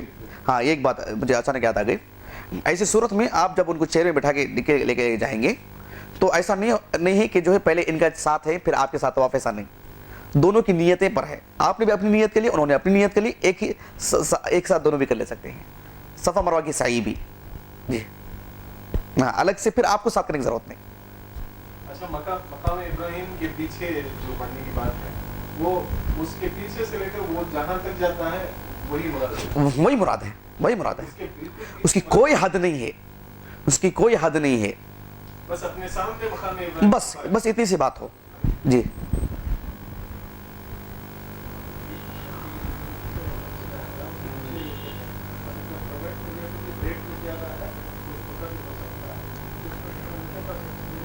اپنی بات ختم کر دیں ہم لوگ۔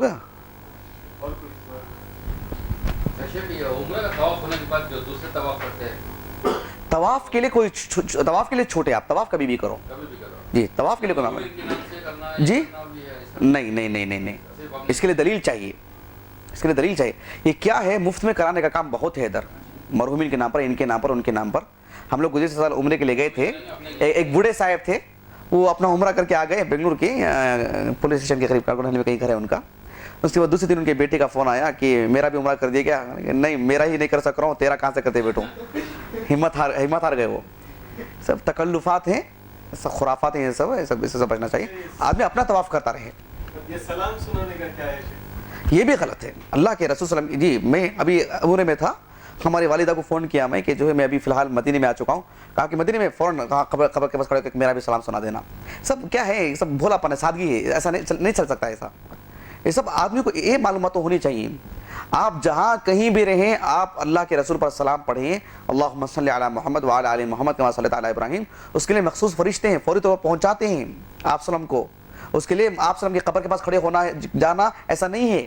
آپ ابھی میں نے کہا اللہم صلی علی محمد وعلی آل محمد کما صلیت علی ابراہیم وعلی آل ابراہیم انک حمید مجید، الحمدللہ، یہ پہنچا گیا اللہ کے رسول کے پاس صلی اللہ علیہ وسلم، ایسا سب نہیں ہے۔ آپ جب تک زندہ تھے آپ کو سلام پہنچایا جا سکتا ہے، جیسے ایک خاتون نے ایک صحابی آئے، صحیح مسلم کی حدیث ہے، کہا کہ اللہ کے رسول میری بیوی آپ کو سلام سناتی ہے، تو آپ نے سلام کا جواب دیا ان کو، یہ ایک الگ چیز ہے۔ آپ کے انتقال کے بعد اور آپ کی زندگی میں بھی درود جب بھی پڑھیں گے پہنچایا جاتا ہے، اور آپ کے انتقال کے بعد تو آپ کو پہنچایا جاتا ہے برابر، سلام نہیں پہنچایا جا سکتا ایسا۔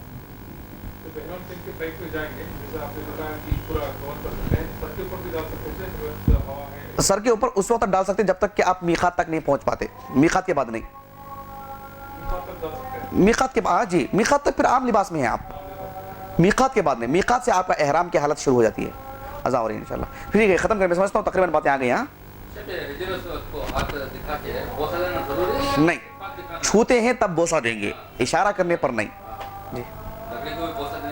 لکڑی کو دینا، میں بولا کہ 4 شکلیں ہیں، 3 شکلوں میں بوسہ دینے کی بات آتی ہے، ایک میں نہیں آتی۔ جہاں چھونے کی بات آتی ہے تو آپ کے ہونٹ اس کو لگ جائیں، یا آپ کا ہاتھ لگ جائے، یا چھڑی لگ جائے، تب آپ چھومیں، اشارہ کرنے پر چومنے والی بات نہیں ہے، ٹھیک ہے نا انشاءاللہ۔ سبحانک اللہم و بحمدک، اشہد ان لا الہ الا انت، استغفرک و اتوب الیک۔